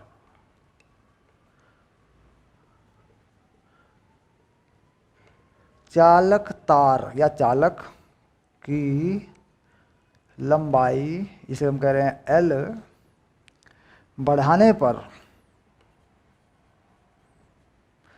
VD जो है, अपवाह चाल क्या होती है, लंबाई बढ़ाने पर क्या बनना चाहिए, VD घटती है।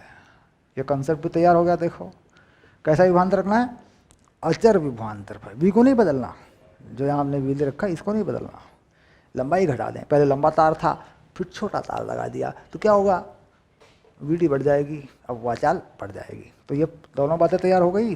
अब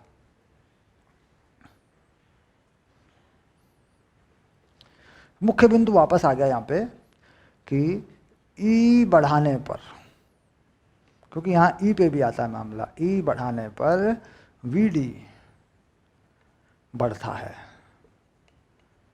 बस ये लिख देते हैं भाई, जितना आप E बढ़ाओगे उतना बढ़ जाएगा। 2 चालक हैं मान लीजिए, ठीक, एक में E है, एक में E 2 गुना है, 3 गुना है, एक जैसे चालक है, विद्युत क्षेत्र बढ़ा रखा है आपने, तो उनमें अपवाह चाल का अनुपात भी विद्युत क्षेत्र का अनुपात बन जाएगा। ठीक, कुल मिलाकर यहाँ से एक चीज आती है, VD1 VD2, बड़ा इंपॉर्टेंट कॉन्सेप्ट बता रहा हूँ, E1 बटे E2। ठीक, बाकी चीजें ना बदली जाएं, केवल विद्युत क्षेत्र को ही बदल दिया जाए। ठीक, ये आ गया। हमने देखना है भाई क्या नियत है, क्या अचर है। अब यहाँ पे क्या है, ये चीज़ अचर है, तो इसमें है क्या, एक ये है E, एक ये टॉ है, रिलैक्सेशन टाइम। तो ये बाकी सब चीज़ें नहीं बदली, मैंने E बदल दिया, तो E बदलने पे क्या है, ये प्रभाव आया। ठीक, अब इसके बाद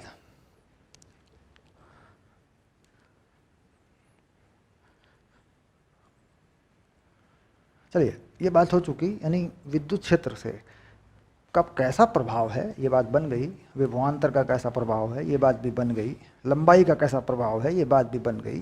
ठीक, अब आते हैं इस बात पर।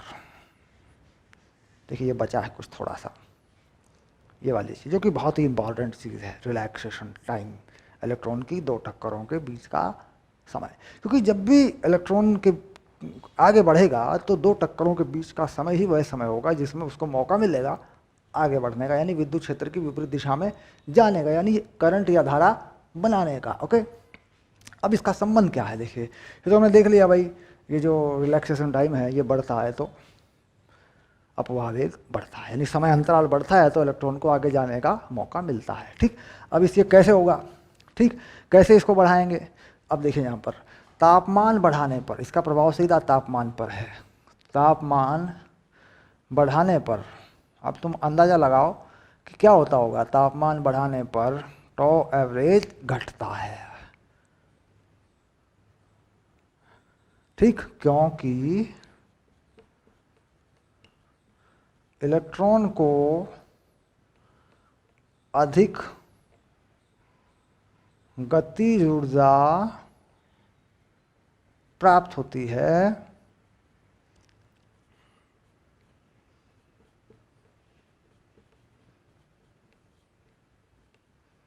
जिससे इलेक्ट्रॉन के ड्रिफ्ट या अपवाह होने का वेग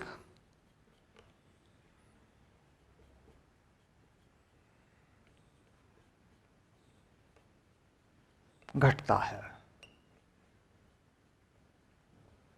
तो बात समझ में आ गई।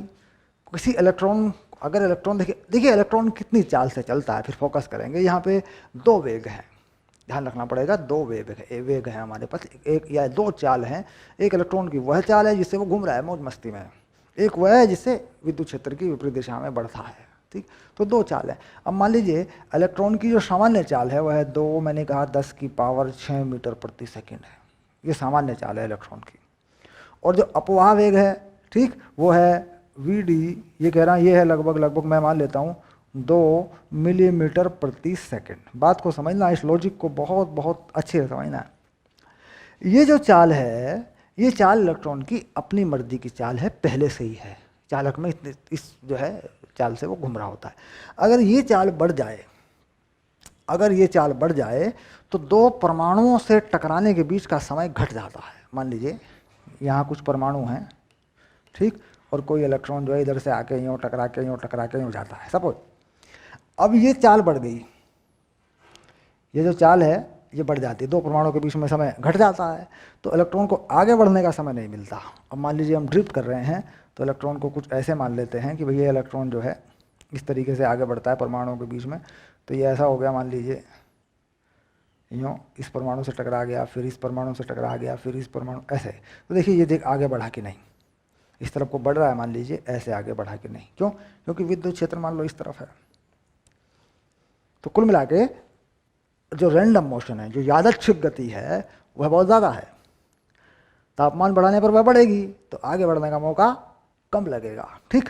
तो कुल मिलाकर दो तरह की चाल होती है इलेक्ट्रॉन के पास। एक होती है उसकी अपनी स्वाभाविक, यानी उसकी अपनी नेचुरल मोशन, जो उसकी प्राकृतिक गति है वो होती है। एक वो होती है जिससे हम उसे आगे बढ़ाते हैं, ठीक। तो वह आगे बढ़ने वाली जो चाल है, तापमान बढ़ाने पर वह घट जाती है, क्योंकि तापमान बढ़ाएंगे तो इलेक्ट्रॉन की अपनी गति बढ़ जाती है, जिससे उसे आगे बढ़ने का मौका कम मिलता है, ठीक। चलिए, तो कंसेप्ट तैयार हो गया। किन किन बातों पर ये निर्भर करता है, ये बात सेट हो गई है, अच्छे से हमने पकड़ लिया है इसको। अब ये कॉन्सेप्ट तैयार हो गया है, आगे बढ़ते हैं।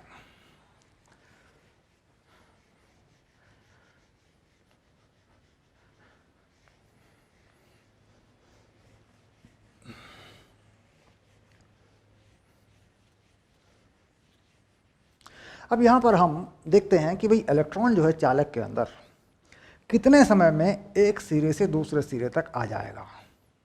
तो वो समय हम निकालना चाहते हैं, क्योंकि हम जानते हैं कि हमने चाल निकाल रखी है, जो अपवाह वेग है वो हमने निकाल लिया, या अपवाह चाल निकाल ली। तो चालक में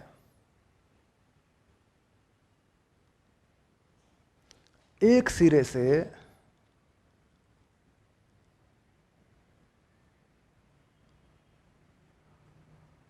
दूसरे सिरे तक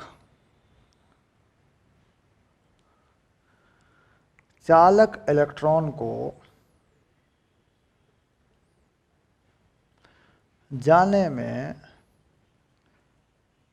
लगा समय कितना होना चाहिए। अब देखिए, मान लीजिए कोई इलेक्ट्रॉन यहाँ से यहाँ तक जाता है, तो कितनी दूरी तय करता है, क्योंकि ये अपवाह चाल की दिशा है, कितनी दूरी तय करता है। तो ये समय हो जाएगा t, ये होगा L/Vd, ठीक, ये वो समय है। अब इस समय को थोड़ा आगे बढ़ा के लिखते हैं, L/E/m tau एवरेज, ये आ गया, देखिए L/m/E tau एवरेज, ये वो समय है। एक तरफ से दूसरी तरफ जाने में इतना समय लेगा, ठीक। क्योंकि चाल हमने कहाँ से निकाली है, चाल का हमारा ये सूत्र है बच्चों, ये कहीं और से निकाली है हमने, और अब जिस चाल से इलेक्ट्रॉन चल रहा है तो ये वो समय है, ठीक। अब इसी समय का उपयोग हम धारा निकालने में करते हैं, करंट बनाने में करते हैं, ठीक। अब कैसे करते हैं उस करंट बनाने में इस समय? अब हम बनाते हैं उस धारा का व्यंजक, उसका निगमन करके देखते हैं कि जो करंट का मान होगा इसमें चालक में, वो किन बातों पर निर्भर करेगा, उसमें क्या क्या चीज़ें आएंगी। ओके,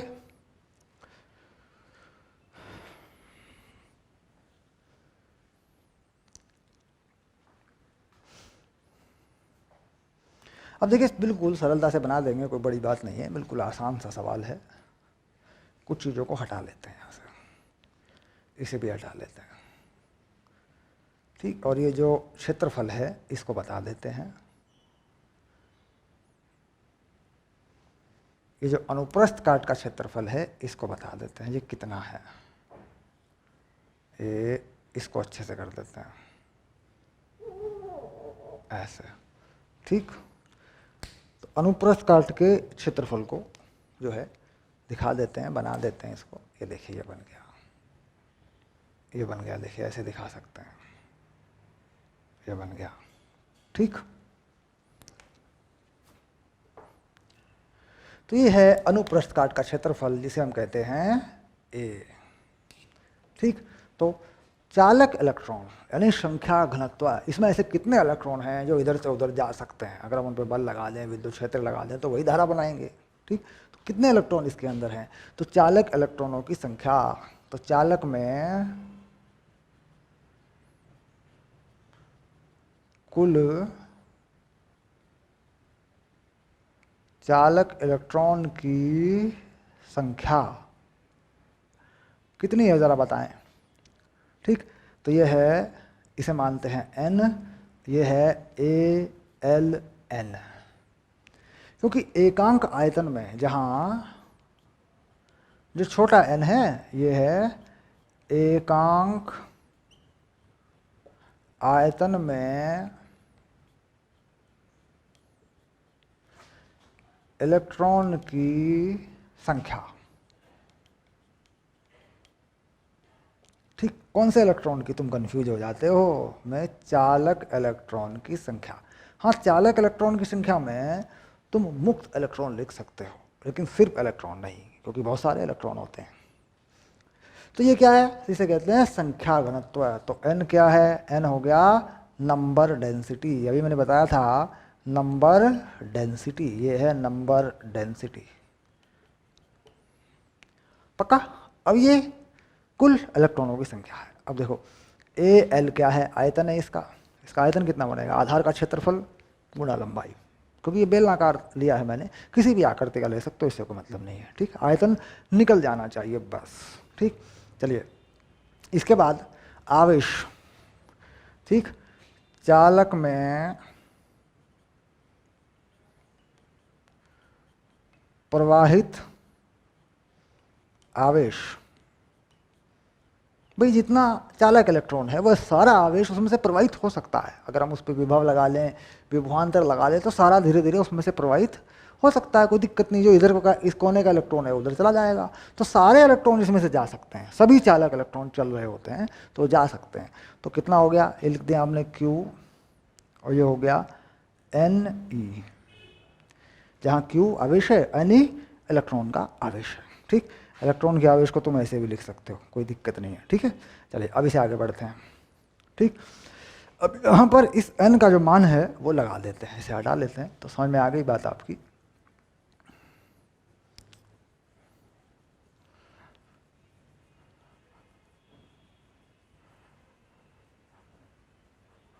ओके, अब हम बनाते हैं Q, तो ये n का जो मान है ALN, इसे लिख देते हैं ALNE, ठीक। तो चालक में धारा, यानी अगर यह आवेश कुछ समय में इधर से उधर चला जाता है या आवेश में से चालक में से प्रभावित हो जाता है, तो चालक में धारा I कितनी हो जाएगी, Q/T, ठीक। जहाँ T चालक में से होकर Q प्रवाहित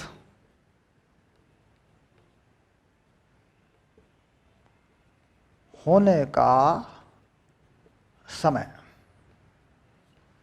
यानी इस चालक में से आवेश प्रवाहित हो जाता है इतने समय में, एक इलेक्ट्रॉन इधर से उधर चला जाता है, ठीक, ऐसा। तब तो NeAL/T, L/T यानी चालक में इधर से उधर जाने का पूरा समय।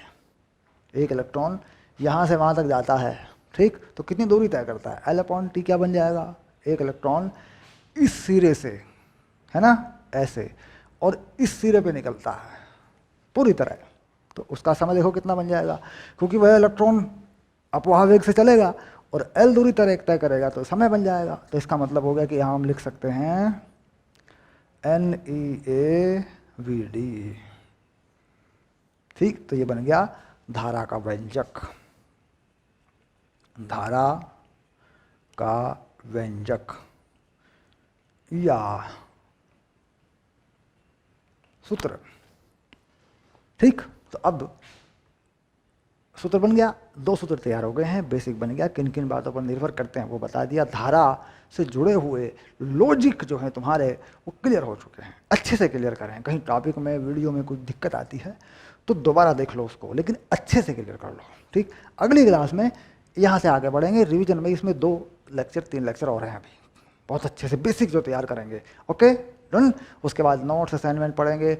उसके बाद टेस्ट सीरीज जो हमारी है, जो हम लॉन्च करेंगे 15 जनवरी से 30 जनवरी तक, उसमें आपको आना है। असाइनमेंट, वीडियो लेक्चर, सारी चीज़ें अच्छे से हमें तैयारी कर लेनी है बोर्ड एग्जाम की। बेस्ट रिजल्ट, अच्छे रिजल्ट होंगे हमारे। ओके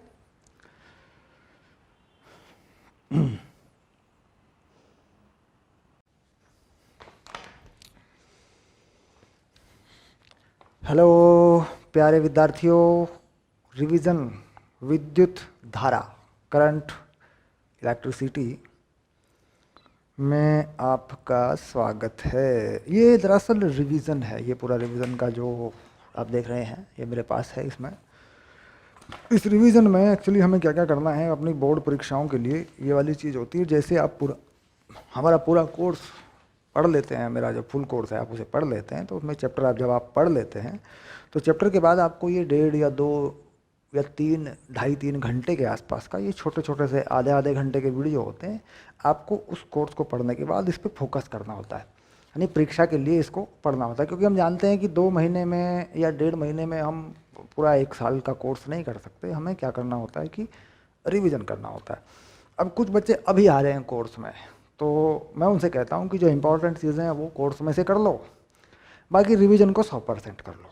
हो सकता है ये भाई रिवीजन में, मान लीजिए रिवीजन का 1 घंटा हम रोज़ देते हैं, तो 1 घंटा हम अपने पूरे कोर्स में दे देते हैं। इंपॉर्टेंट डेरिवेशन वगैरह निकाल लेते हैं, उसमें से सूत्र बना लेते हैं अपने, ये होता है।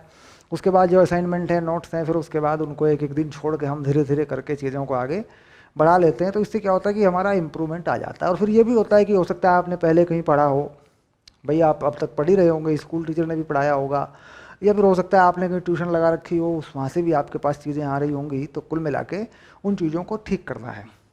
तो रिवीजन का मतलब क्या है कि फोकस है भैया, ये फॉर्मूले हैं या ये सवाल हैं या इस चैप्टर में ये कंसेप्ट है और ये इतने टाइम में इसको तैयार कर लो। रिवीजन यही होता है। रिवीजन में भी पूरा कोर्स होता है। रिवीजन कोई ऐसी चीज़ नहीं है कि उसमें कोर्स को छोड़ दिया गया है। रिवीजन में अगर हम कोर्स को छोड़ेंगे तो बच्चे के अच्छे नंबर कैसे आएंगे।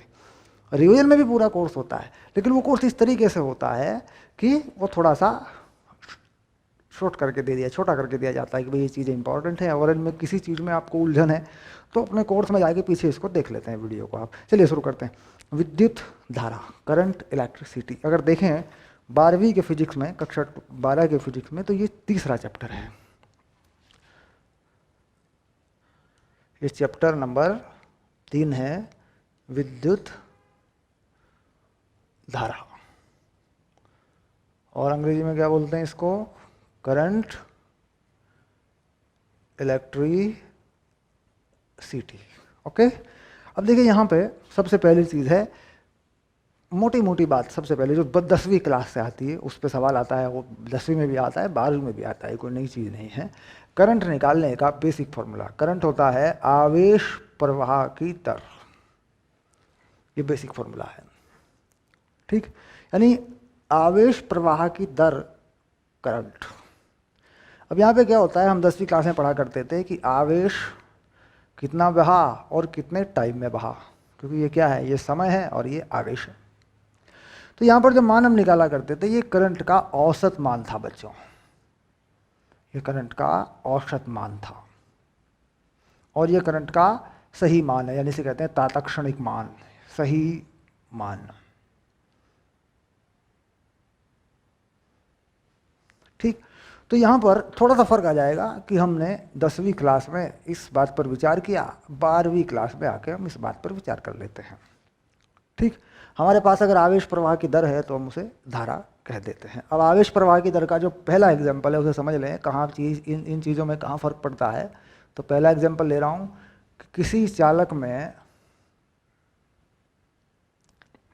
क्योंकि यहाँ पे हमें उदाहरण लेना अनिवार्य है और ये उदाहरण बड़ा सरल से उदाहरणों के रूप में हम अपने कॉन्सेप्ट को क्लियर करते जाते हैं फटाफट फटाफट, यही रिवीजन है। ठीक, किसी चालक में आवेश प्रवाह समय पर निर्भर करता है।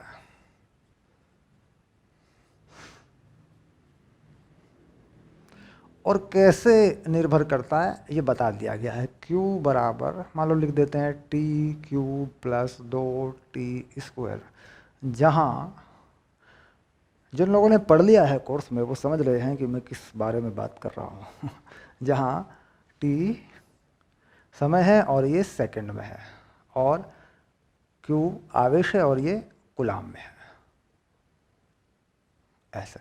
ठीक, तो क्या पूछता है, T बराबर 2 सेकंड पर धारा का मान ज्ञात कीजिए। धारा का मान ज्ञात कीजिए। ठीक हो गया। अब हल करें अगर इसको तो कैसे होगा बताओ। तो हमने कहा ये मामला तात्क्षणिक आवेश प्रवाह दर का है। तो क्या करें, आवेश का अवकलन कर देंगे। देखो dq बाई dt, t कितना हो जाएगा 3t² प्लस ये 2 चुका तो t का 4t, मतलब ये धारा बन गई। कितने समय पे चाहिए तुम्हें, इसमें समय की वैल्यू रख देंगे, कितनी चाहिए बताओ बताओ, 2 सेकंड है ना। तो 2 सेकंड रख दो, 2 का स्क्वायर और 4 और ये 2, तो वैल्यू आ रही है देखो पता करो, 4 तिया 12 और 4 8, तो कितनी धारा आ रही है 20 एम्पियर। 20 एम्पियर की धारा तैयार है। ठीक, अब इसके बाद दूसरा तरीका है, अगर हम बेसिक पे चले जाएं भाई, औसत धारा कैसे ज्ञात की जा सकती है। तो कहता है 5 कूलम का आवेश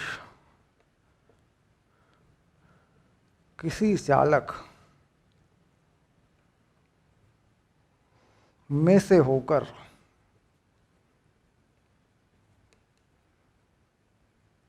3 सेकंड में गुजरता है।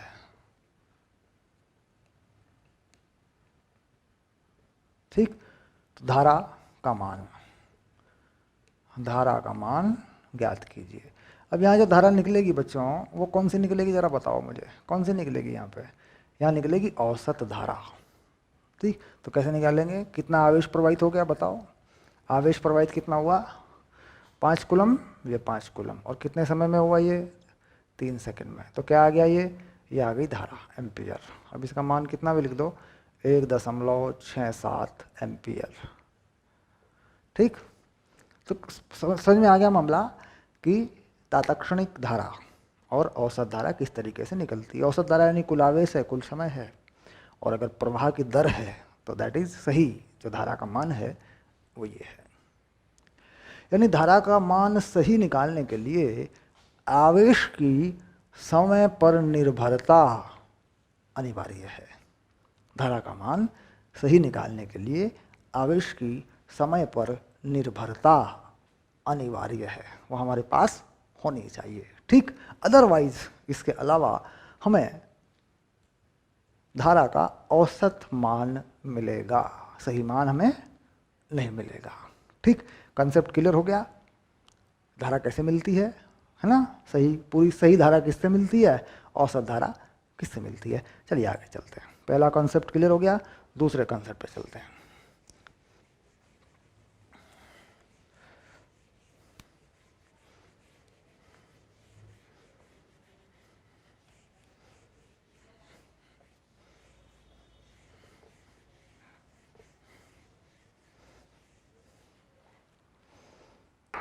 अब दूसरी इंपॉर्टेंट बात कि साहब जो विद्युत धारा है यानी करंट है वो क्या है।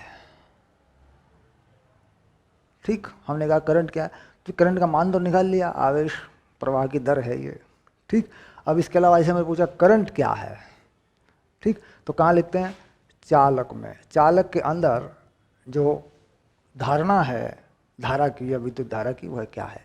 तो चालक में अंदर इसके लिए कौन जिम्मेदार है, इसके लिए जिम्मेदार हैं मुक्त इलेक्ट्रॉन। मुक्त इलेक्ट्रॉन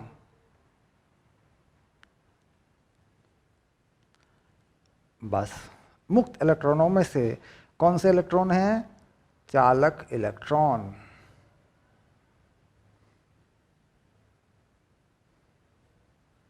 ठीक, ये है मुक्त इलेक्ट्रॉन, चालक इलेक्ट्रॉन। ध्यान रहे, चालक इलेक्ट्रॉन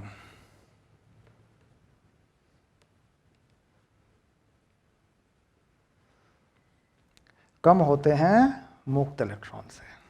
यानी पहले बच्चों, इलेक्ट्रॉन का मुक्त होना अनिवार्य है।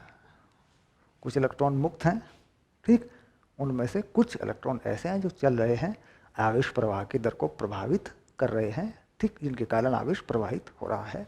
तो चालक इलेक्ट्रॉन जिम्मेदार हैं। तो वास्तव में सवाल क्या होगा फिर?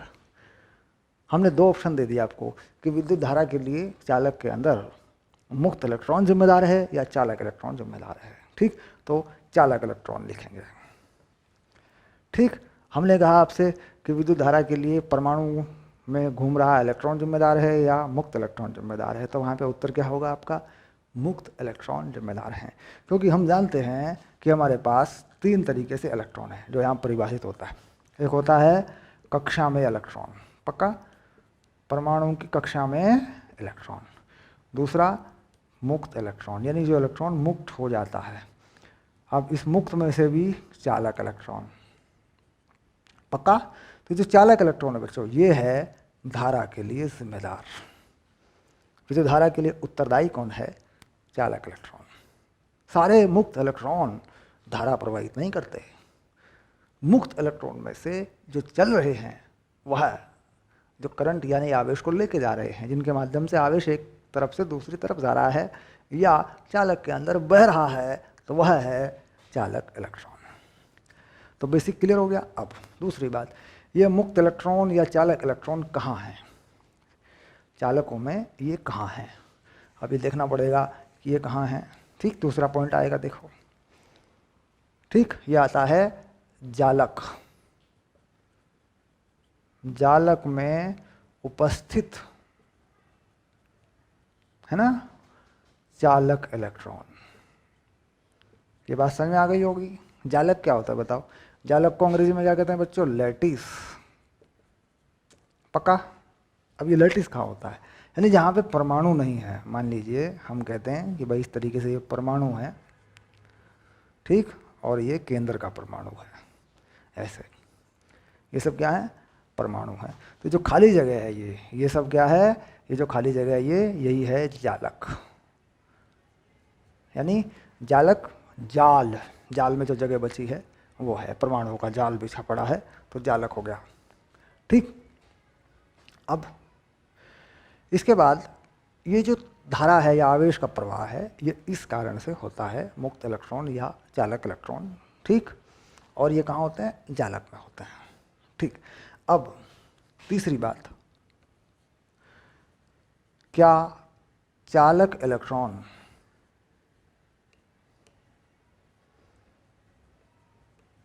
की संख्या बदलती है?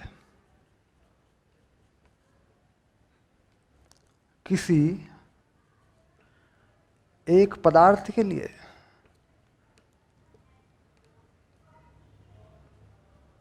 ठीक।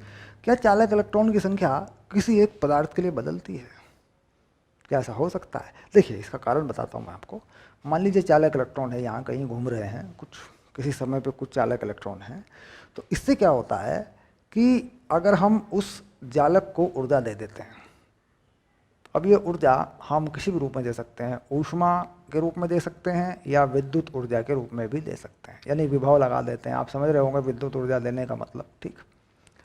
तो इस ऊर्जा के कारण परमाणुओं से कुछ और इलेक्ट्रॉन उत्तेजित हो जाते हैं, तो इसका मतलब मुक्त इलेक्ट्रॉनों की संख्या बढ़ सकती है, जिसके कारण चालक इलेक्ट्रॉनों की संख्या भी बढ़ सकती है। तो यानी स्थिर तापमान पर अगर हम मान लें, हम ये धारणा बना दें कि भाई स्थिर तापमान पर, क्या बोले, स्थिर तापमान पर चालक इलेक्ट्रॉनों की संख्या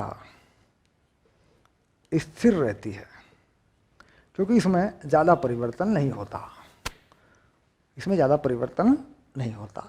तो स्थिर तापमान पर संख्या कितनी रहती है? स्थिर रहती है। तापमान बढ़ाने पे और परमाणु से इलेक्ट्रॉन आ जाते हैं, उत्तेजित हो सकते हैं, ठीक, तो संख्या बढ़ सकती है। अब ये जो मुक्त इलेक्ट्रॉन है ये कहाँ से आते हैं? कहते हैं सबसे बाहरी कक्षा वाला इलेक्ट्रॉन ही मुक्त इलेक्ट्रॉन बनता है। तो परमाणु में बाहरी कक्षा वाला इलेक्ट्रॉन ही मुक्त इलेक्ट्रॉन बनता है। पक्का? ये बात भी समझ में आ गई, ठीक। तो ये सब चीज़ें जो है धारा को परिभाषित करने में हमें हमारी जानकारी में होनी चाहिए। अब शुरू करते हैं आगे, अब सूत्रों की तरफ बढ़ते हैं, ठीक है। समझ में आ गया मामला? अब सूत्रों की तरफ बढ़ें, सूत्र बनाने की शुरुआत करें।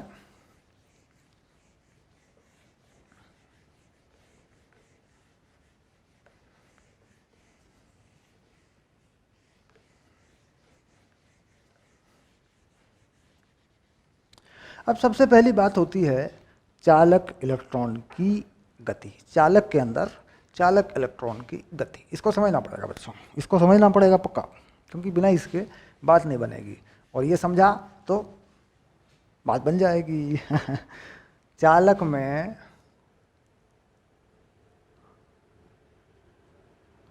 चालक इलेक्ट्रॉन की गति, ठीक, किस प्रकार की गति है? अब देखिए कैसे, क्योंकि जब तक हम इस गति को नहीं जानेंगे कि चालक इलेक्ट्रॉन की गति कैसी है, तो कहते हैं चालक इलेक्ट्रॉन की गति जो है वो रैंडम है।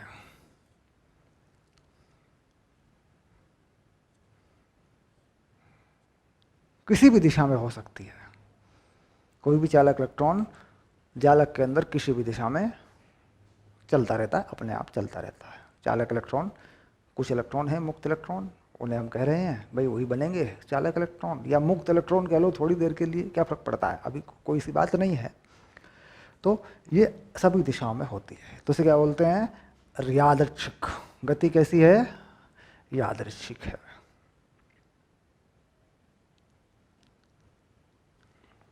कहीं भी हो सकती है, ठीक। अब जब ये गति यादृच्छिक है तो इसका मतलब है कि चाल है, इलेक्ट्रॉन में एक चाल है। तो यहाँ पर अगर देखा जाए कि इलेक्ट्रॉन की चाल कितनी है, यादृच्छिक गति में कितनी चाल है, अगर तुम इस बात को देखोगे और गहरे से जानोगे तो ये चाल लगभग 2 × 10⁶ मीटर पर सेकंड की चाल है। परमाणु के अंदर जब इलेक्ट्रॉन घूमता है, घूमता हुआ इलेक्ट्रॉन जिस गति से कक्षा में घूमता है, लगभग उसी गति से, उसी चाल से वो बाहर भी हो जाता है परमाणु से। तो यह चाल इतनी होती है। यानी मान के चलिए कि इस चाल से परमाणु या मतलब इलेक्ट्रॉन जालक में अपनी मर्जी से घूम रहा है, फ्री है, इधर का उधर टक्करें मार रहा है, परमाणु से टकरा जाता है। अब जैसे जैसे यहाँ दिशा बदली है, देखो ये, इसका मतलब ये यहाँ किसी परमाणु से टकरा गया है, इधर को चला गया, परमाणु से टकरा गया, इधर से चला गया। तो कह रहा है कि यहाँ पर इस यादृच्छिक गति में 2 टक्करों के बीच बहुत इंपॉर्टेंट बात है, इलेक्ट्रॉन का पथ जो है वह सरल रेखा है, इसमें कोई झंझट नहीं है, ये लगभग सरल रेखा है। सरल लगभग भी नहीं, सरल रेखा ही मान लो, तो कोई फर्क नहीं पड़ता, ठीक, सब सरल रेखा है। टक्करें फटाफट होती हैं। और कितनी टक्करों के बीच का जो समय है, औसत टक्करों के बीच का समय है, वो क्या है? 2 टक्करों के बीच का समय, उसे कहते हैं 2 टक्करों के बीच का जो समय है, बीच का औसत समय, इसे कहते हैं रिलैक्सेशन टाइम,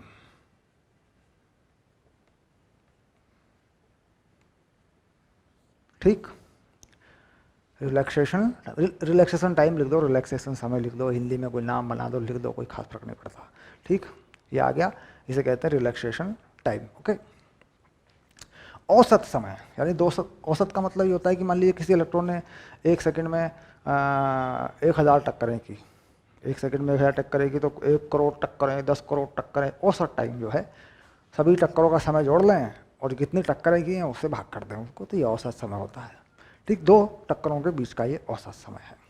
अब ये जो चीज़ है दो टक्करों के बीच का औसत समय, ये बड़ी महत्वपूर्ण चीज़ है। अगर हम इस चीज़ को पर फोकस करें तो ये कंसेप्ट हमारी समझ में आ जाता है। और हम दूसरी इस चीज़ को पकड़ें कि जालक के अंदर इलेक्ट्रॉन लगभग ये देखो मन कितना 20 लाख मीटर पर सेकंड है, 10⁶ मीटर पर सेकंड से चल रहा है। ठीक, अब अगर हम इस चालक पर एक विभव या एक विद्युत क्षेत्र लगा दें, मान लीजिए मैं इस चालक के इस तरफ एक प्लस की प्लेट लगा दूं जिस पे प्लस आवेश हो, और इधर माइनस की प्लेट, करंट का कॉन्सेप्ट बना लो, क्योंकि पता नहीं तुम क्या क्या पढ़ते हो यूट्यूब पे, तुम्हें कोई क्या पढ़ा देता है कुछ पता नहीं चलता भाई।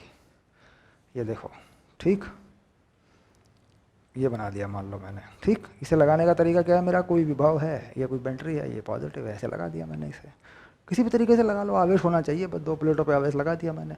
तो आप जान रहे हैं कि जो इलेक्ट्रॉन है यहाँ, जो अपनी मर्जी से इस स्पीड से चल रहा है, इस इलेक्ट्रॉन को इस दिशा में ले जाना बड़ा मुश्किल है। ये देखो, अब यहाँ पहले यहाँ आ रहा था, अब यहाँ आएगा, क्यों, पॉजिटिव की तरफ बढ़ गया। तो कितना खिसका, गति तो वही है, गति तो ये रही है, तो कितना खिसका, कह रहा जी ये जो खिसका है, ये जो ये बहुत थोड़ा है। ये क्या है, किलोमीटर पर सेकंड, लाखों किलोमीटर पर सेकंड। और ये क्या है, कहता जी ये है मिलीमीटर पर सेकंड। कितना है, मिलीमीटर प्रति सेकंड, मिलीमीटर प्रति सेकंड है, एक सेकंड में बस मिलीमीटर में खिसकता है। तो ये जो खिसका है इस तरफ को, इसका मतलब है कि ये आवेश इधर को आया। अब सारे इलेक्ट्रॉन पे बात होगी, सारे मतलब सारे चालक इलेक्ट्रॉन। ठीक, जो भी इलेक्ट्रॉन चालक इलेक्ट्रॉन है उस पर पे होगा। चालक इलेक्ट्रॉन क्या है, कहते हैं जितने मुक्त इलेक्ट्रॉन हैं उनमें से ज़्यादातर चालक इलेक्ट्रॉन हैं, 100% नहीं, 100% नहीं। इसलिए हम यहाँ क्या करते हैं कि करंट के लिए मुक्त इलेक्ट्रॉन जिम्मेदार हैं, इससे पहले हम ये बात कहते हैं कि चालक इलेक्ट्रॉन जिम्मेदार हैं जो मुक्त इलेक्ट्रॉनों में से आए हैं। ठीक, तो कुल मिला के यहाँ पहुँचा, आगे की तरफ सरक गया, इस तरफ को सरका। ठीक, तो ये जो अब इसी तरीके से इधर से मान लीजिए मैं यहाँ एक तार जोड़ दूँ ऐसे। ठीक, अब देखिए फटाफट फटाफट इलेक्ट्रॉन जो है यहाँ से निकलने शुरू होंगे, इस रास्ते से आएंगे, इसमें इधर से घुसेंगे, निकलेंगे, इधर को आएंगे, यूँ। यानी जो भी इलेक्ट्रॉन यहाँ से जाएगा वो यहाँ के चालक इलेक्ट्रॉनों को प्रभावित करना शुरू कर देगा, उस पर बल लगेगा, वो थोड़ा थोड़ा आगे की तरफ सरकता हुआ चलेगा। तो क्या इलेक्ट्रॉन की जो अपनी गति है, इलेक्ट्रॉन की जो अपनी गति है, जो चालक में मर्जी से मालिक होकर वो घूम रहा था, क्या उस पर कोई प्रभाव पड़ा? नहीं, इस पर कोई प्रभाव नहीं पड़ा, कोई प्रभाव नहीं पड़ा इस पर। ठीक, बस चलते चलते थोड़ा सा इधर को खिसक गया। तो धीरे धीरे क्या होता है कि जितने इलेक्ट्रॉन यहाँ से जा रहे होते हैं वो सारे चालक इलेक्ट्रॉनों को प्रभावित करते हैं। थोड़े थोड़े चालक इलेक्ट्रॉन में अपनी मौज मस्ती में घूमते हुए, आज़ादी में घूमते हुए आगे की तरफ सरकने लगते हैं, और इसी तरीके से आवेश इधर को आने लगता है। तो इसी को कहते हैं धारा। अब यहाँ पर ये जो चाल है, जिस चाल से ऐसा हुआ, मैंने कहा मिलीमीटर प्रति सेकंड से आगे की तरफ सरक रहा है, चलते चलते सरक रहा है, इस स्पीड से घूम रहा है, चल रहा है, लेटिस में थोड़ा आगे की तरफ सरक रहा है, इसी को मैं कहता हूँ ड्रिफ्ट वेलोसिटी। इसका नाम है हिंदी में अपवाह वेग। ठीक, कहीं कहीं पर बच्चे इसको अनुगमन वेग भी पढ़ लेते हैं, अनुगमन वेग। ठीक, जो सही शब्द है वो ये है, ये है 100% शुद्ध शब्द, NCERT में ये शब्द आपको दिया गया है। ठीक, कहीं कहीं पे इसको अनुगमन वेग भी बोल देते हैं। ये रहा अनुगमन वेग, अंग्रेजी में क्या बोलते हैं, ड्रिफ्ट वेलोसिटी। तो समझ में आ गई बात कि धारा असल में क्यों चलती है, उसका बेसिक मैंने बना दिया इस पहले वीडियो में, रिवीजन में था। इसके बाद हम इन सब चीज़ों के सूत्रों को समझेंगे, सूत्र कैसे बन रहे हैं। ठीक, फटाफट फटाफट फिर हम थोड़ी तेज़ रफ्तार कर लेंगे, रफ्तार बढ़ाते जाएंगे, करते जाएंगे, बढ़ाते जाएंगे, करते जाएंगे, फटाफट फटाफट अपना रिवीजन कर लेंगे 2-2.5-3 घंटे के अंदर। ठीक, तो बेसिक बन गया होगा धारा का। ठीक, अब कंफ्यूज नहीं होंगे, पक्का रखेंगे। Okay, done.